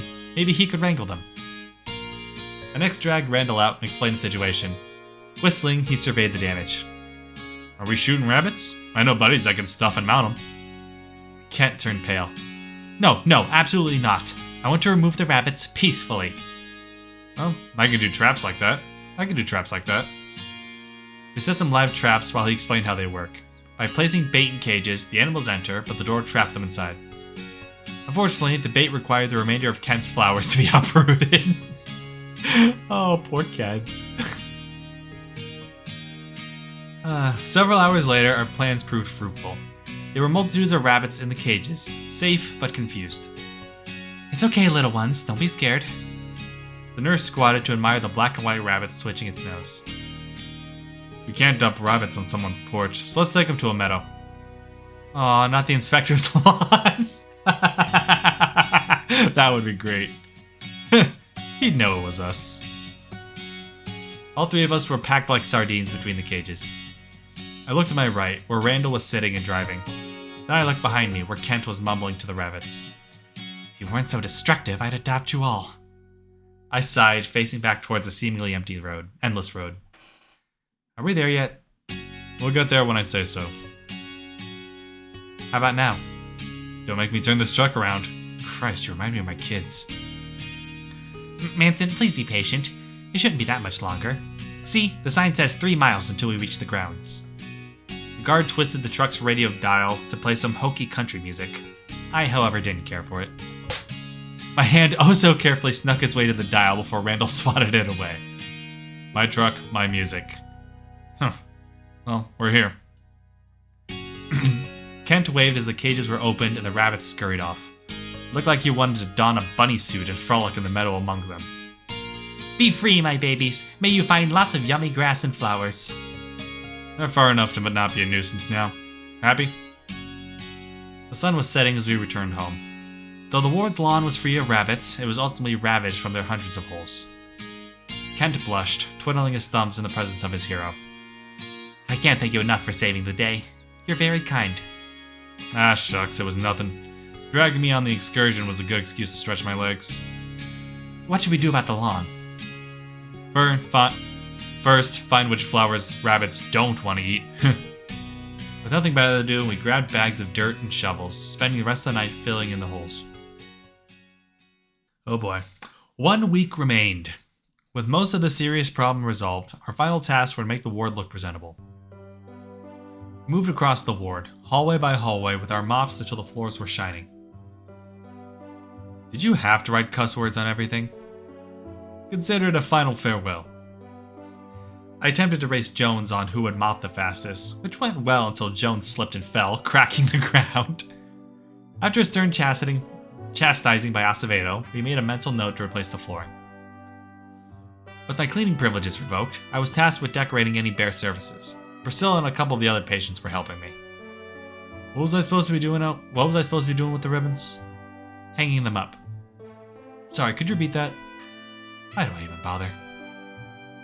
Perry, we're hanging the ribbons up. Thank you.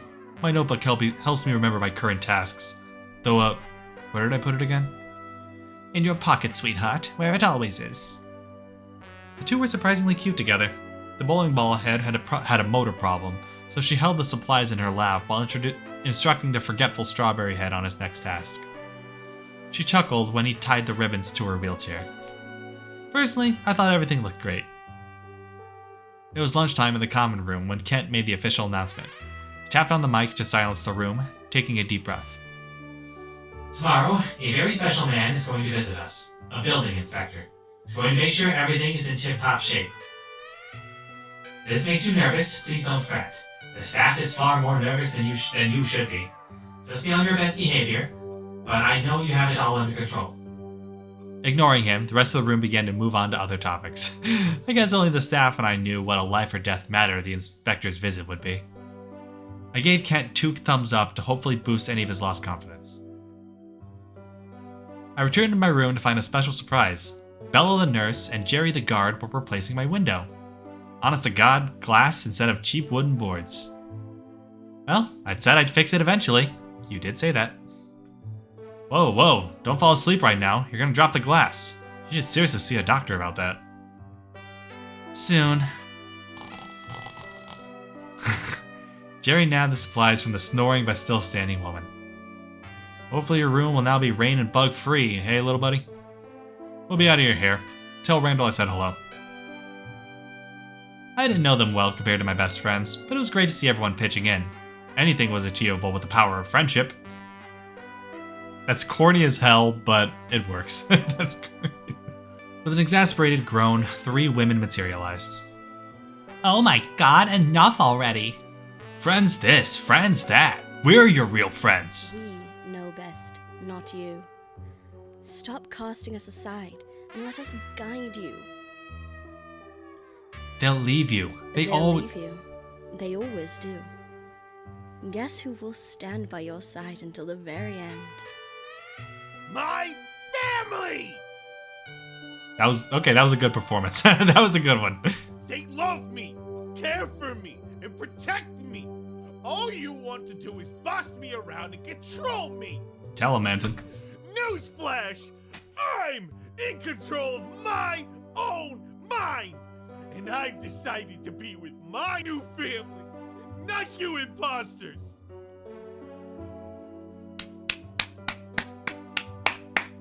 Bravo. My diatribe echoed throughout the room, stupefying the furniture.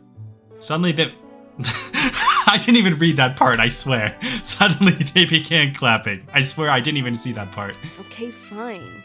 You win. You've made up your mind, but you'll live with that regret, not us. It's your responsibility now. Au revoir. Good riddance.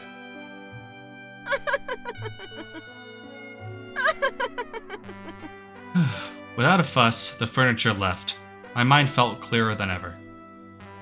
Even though tomorrow was full of uncertainty, I had Acevedo, Jones, Kent, Priscilla, and Randall, and that was enough for me. These comforts in mind, I had the greatest sleep in the longest time. Oh boy, why is this music playing right now? Should I be worried? Yes. Dawn of the inspection day. People were scrambling around doing the unfinished touches. Vacuuming? Check. Lint rolling? Check. This paint job is strong enough to hide the graffiti, right? Come here, Mousy. We have a nice cage for you. Ow! Please don't bite. Guys, he's here. The inspector stepped out of his car, squinting at the windows. We just about replaced all the broken ones, so there was nothing to worry about. Jones, roll out the red carpet. What? Okay.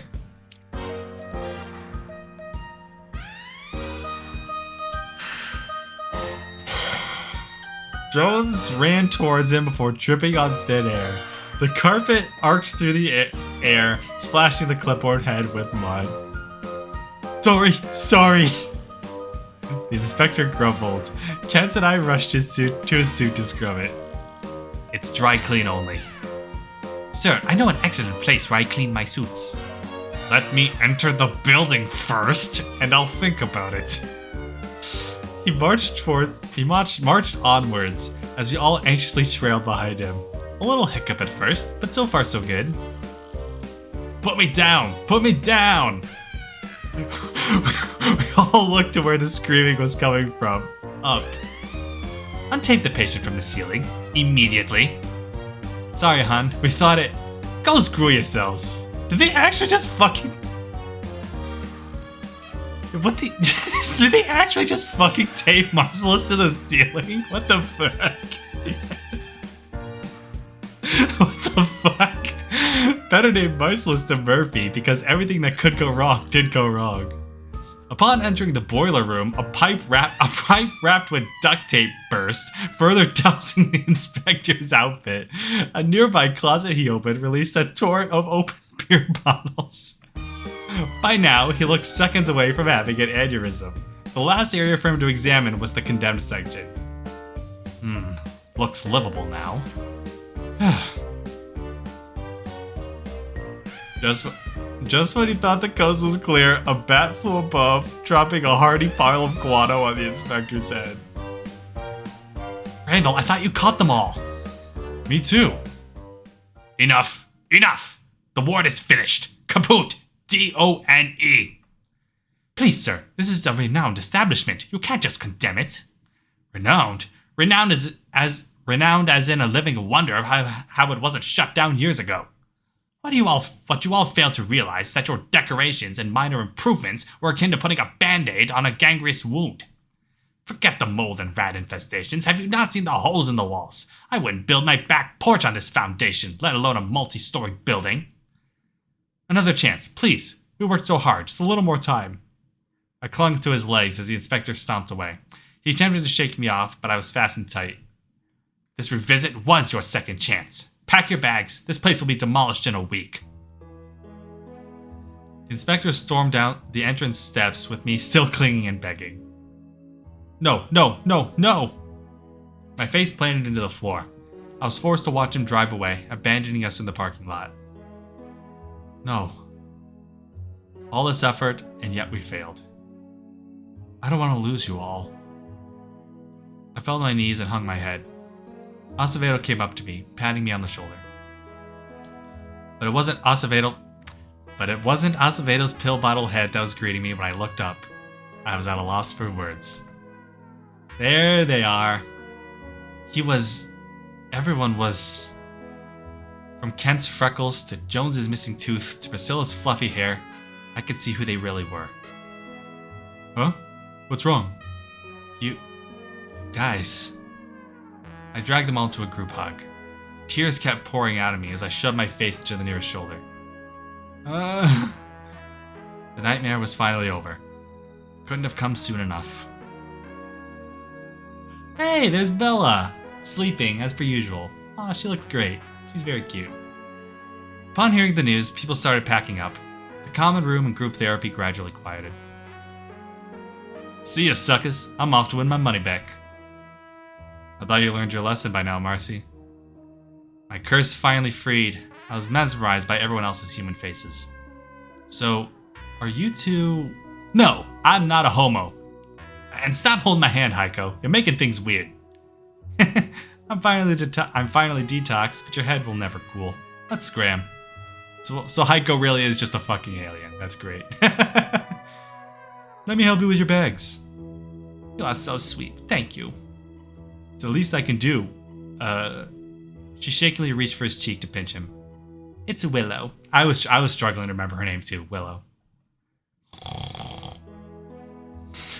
By now, Acevedo's office was completely bare bones. Any educational children's books he owned were forcefully shoved into my packing bags.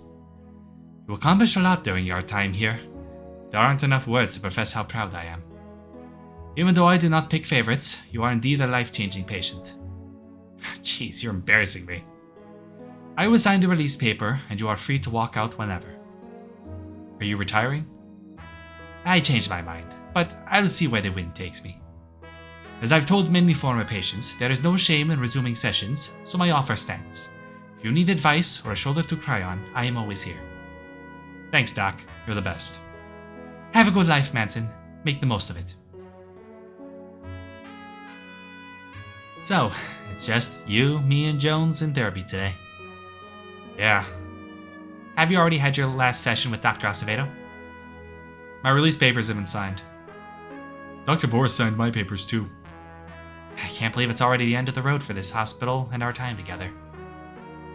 I'm doing better compared to when I first arrived. I don't think about my mom as much when I have you guys. I hate saying farewell. I met all these wonderful people, watch as they develop and mature, and one day they fly the nest for good. I feel proud, but poignant. I understand. I've never been overly attached to people, and it certainly took a while for me to make friends here. And after all that effort, it's our last day together. We collectively sighed. You can leave anytime you'd like. I won't stop you. Where will you be working after this? I'm looking for anything psychiatric related. The pay will be better, and I'm already scouting apartments. And Kent and I will be moving in together. If you ever need your engine fixed, you know who to call. Make sure to get a bed that'll fit your size. That's a tall order, but I'll try. If you catch Priscilla and Randall somewhere in the halls, tell them goodbye as well. My final night here. I couldn't believe it. I think this hospital that I spent months stuck in was forever closing.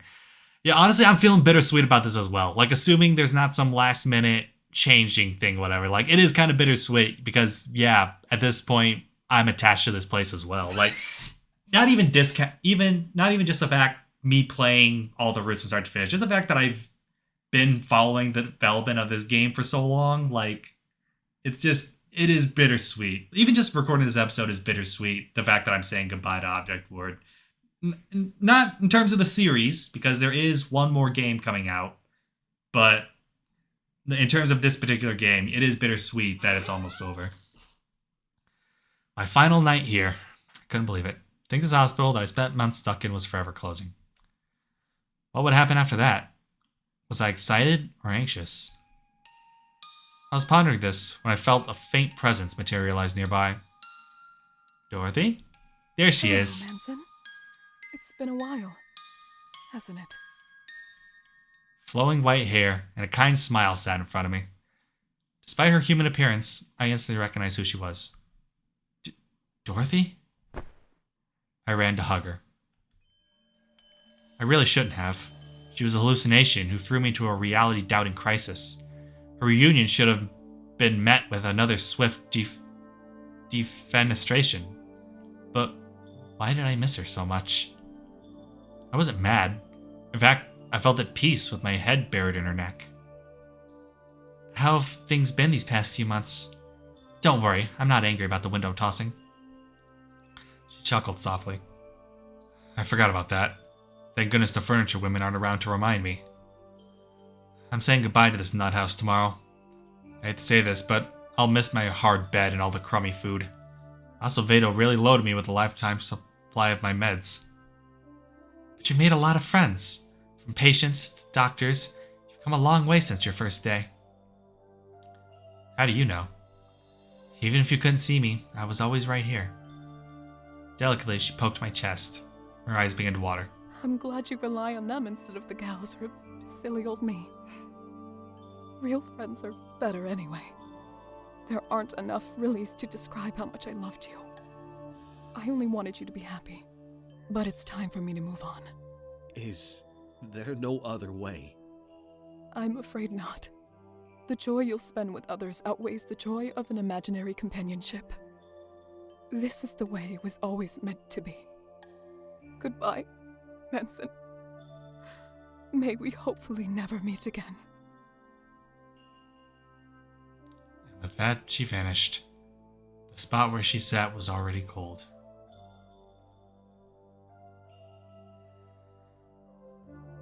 I know she's right. But that doesn't mean I like it. I'm still salty that she doesn't exist. I'm still upset by this. I am still upset that she doesn't actually exist. She is literal perfection, and she's not even real. And I don't like the implications of that. I don't like the implications that the perfect woman doesn't exist. Morning came, but there was no nurse to wake me up. My only task for the day was to leave. The motionless pillow sat on my bed. An urge to keep the pillow began to swell, but it was for the best not to. Giving it one last hug, I laid it back down and left. As I walked down the stairs, I reminisced over all my misadventures. I sure blew up a lot in the kitchen. Maybe one day I'll properly scramble eggs. Randall chased me down these hallways to drag me to Kent and Acevedo's therapies. When I was in therapy, it sure was boring, but at least the couches were comfy. The amount of times I attempted to escape through the front entrance was immeasurable. Oh, it's you, fuckface. I exited down the stone steps to join my friends. The inspector was waiting outside with an army of bulldozers and wrecking balls. Fuck off, dude. If you have any photographs or items of significance, I would recommend some museums. What if Clark County is converted into a museum instead? Surely it provides historical value to the town. It is a noble suggestion, Doctor, but it must be condemned. The ward is bound to collapse within the next decade anyways. I was hired for an inspection. My civic duty was to be impartial. Nothing more, nothing less. Though for my honest opinion, the ward was a beautiful work of architecture whose needed care was far greater than humanly achievable. I consider it a shame. Okay, men, you can start your engines. We all watched the place get demolished. It wasn't quick nor painless, but it ended all the same. The only thing that remained were concrete and dirt. The inspector walked onto the rubble for sprinkling holy water and performing the sign of the cross. Okay, what the fuck, dude? Actually go fuck yourself. Actually fuck off, dude. Exercising? Seriously? Are you gonna salt the earth too? Hey, don't throw holy water on me either. I wish you all the best of luck on your respective journeys. We hugged and waved each other goodbye. I hopped onto the bus, watching what remained of the ward shrink to a dot. A new adventure awaited.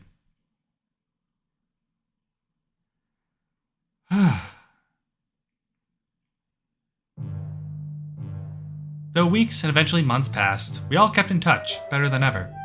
Everyone was able to move to new paths. To no one's surprise, Jones returned to being a mechanic, fixing cars like there was no tomorrow. Randall became a small-time rancher. It was nice to hear him so chipper. Acevedo started up a new psychiatric practice that I visited every so often, but it wasn't because I cared about him or anything. Baka. Kent and Priscilla also worked as nurses there, a three for one friend special. Last I heard, she was still driving them crazy. For me, I became a used car salesman, and I was pretty dang good at it. Of course, I still had my silly night hobbies, as if anyone could stop me. Like a virgin, touched for the very first time. Boo! Get off the stage! You wouldn't. No one didn't know true talent unless they keep you in there, sweetheart. I've heard dogs that sing better than you. Leaving so soon, Miss Manson? My drag evenings had its ups and downs. Oh, he's got a duck skateboard. That's adorable. Oh, and I love the board in the back. I fumbled for my keys to open my apartment door. They're jealous, that's what. I'll remove my makeup and wig later. I plop down on the couch and turn on the TV. Oh sweet, reruns of the Super Bowl is on, and the Giants are winning. While the announcer was screeching in front of me, I pulled out my mail pile and sorted through. I was getting better at reading, but still at a remedial level. Nothing important, nothing important, nothing important. Ooh, a handwritten letter addressed to me by Acevedo. Dear Mr. Moss, I do hope this letter finds you well. I am planning a reunion with our fellow friends on February 5th at the Happy Cock. It would mean the absolute world to me if you could attend. No RSVP required. I will pay for all expenses. Sincerely, Antonio Acevedo. Doc! A sense of nostalgia washed over me. I eagerly wrote back and put the letter in the mailbox. And the New York Giants have just won the 21st Super Bowl! Woohoo! Great way to end my evening. When the day arrived, I hopped into my car and shoved a pile of speeding and parking tickets out of my seat. I believe this is it. Oh, nice suit. A tan arm raised high, and I already knew who it was. I hugged Acevedo. I'm glad you could make it. I love your suit. Thanks. Took a big dip in my savings towards acting school, but hey, I look as handsome as I feel. At the table, Kent and Jones were happily talking. Kent was fussing over Jones's hair because every time it fell in front of his eyes, the nurse had to comb it back. It worked for about 5 minutes, or when Jones shook his head. Kent, you'd think by the 20th time you'd cut his hair yourself. Yeah, honestly, there's a reason I keep this tied up. Like, I like the longer hair, but yeah, it gets in my face way too easily. Manson! He leaned over the table to hug me. Oh, be careful, you almost knocked over the drinks. I walked around to better receive the hug and was brought straight into Jones's chest. Gah! Still as strong as I remembered. Kent brought me these super cool headphones. They block out so much noise. Now the restaurant doesn't bother me as much. But you can hear me just fine? Yeah, but not the people or what they're doing farther away. And something looks different about you, Auntie Kent. Oh, I didn't even notice. The gloves. As time passed, I saw no reason to continue hiding who it was. Yeah, I didn't even notice that. It may be some time before I run around the beach shirtless, but the initial step is the most important. There she is. Priscilla came strolling in, wearing a surprisingly less revealing outfit. Your queen has arrived. The last person to enter was Randall. Hey, traffic. Sorry I was late. Acevedo patted the ex-guard in the back. That's perfectly fine, Mr. Anderson. Please, call me Randall. I've known you for long enough. So, how's everyone doing?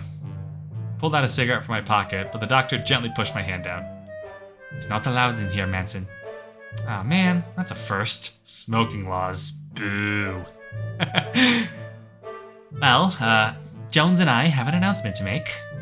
Jones giggled and spread his arm as wide as he possibly could, almost knocking over a dish carried by a nearby waiter. It's a big surprise. Tell them. We're dating now. Ta-da! Ooh, who's the pitcher and who's the catcher? Tell your ex-girlfriend all the juicy details, honey boo. Priscilla, not at the table, please. What do you mean? Kent and I don't play baseball. We all laughed with the nurse, though Jones scratched his head in confusion. Nothing you have to worry about, sweetie. Just Priscilla being Priscilla. Aw, Jonesy, you're so pure. Can I tell him? Can I? No, let him be. Hey, did you know that dating's a lot of fun? Guess why? I get all the hugs and kisses I want. That is such an adorable way of looking at it. Like right now. Kiss, give me a kissy kiss. Like right now? In front of everyone? Yeah. Without a second to spare, Ken swiftly pecked Jones on the cheek before blushing. I'm glad you two are happy. I knew first. The waitress came forward, and we all told her what we wanted. When alcohol was mentioned, some of us perked our heads. I'm good. Just water for me. Hey, good for you. Jones, do you want water too? No, I'm 21, almost 22. I want to drink with everyone. A toast. I held my glass in the air. Everyone around me eagerly waited for me to finish. I'm so proud of you, Manson. A flash of white and a gentle voice interrupted my train of thought. Who said that? I rubbed my eyes to make sure what I thought I saw wasn't there. Nothing. Good, as it should be. You zoned out for a moment. Sorry, just thought of something random. I'll continue. A toast to an everlasting friendship. It was just my imagination. Not even the aliens. The nightmare was over after all. Cheers! Ending 21. 20th century schizoid.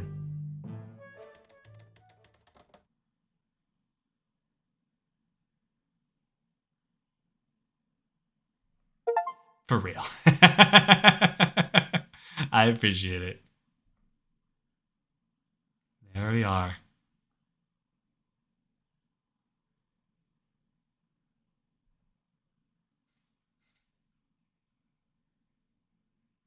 Wow. Again, it's bittersweet that it's over now. It really is bittersweet.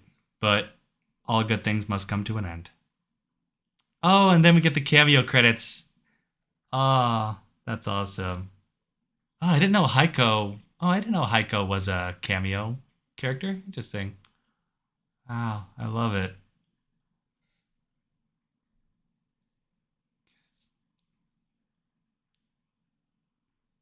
Yeah, 6 years, man. That is insane.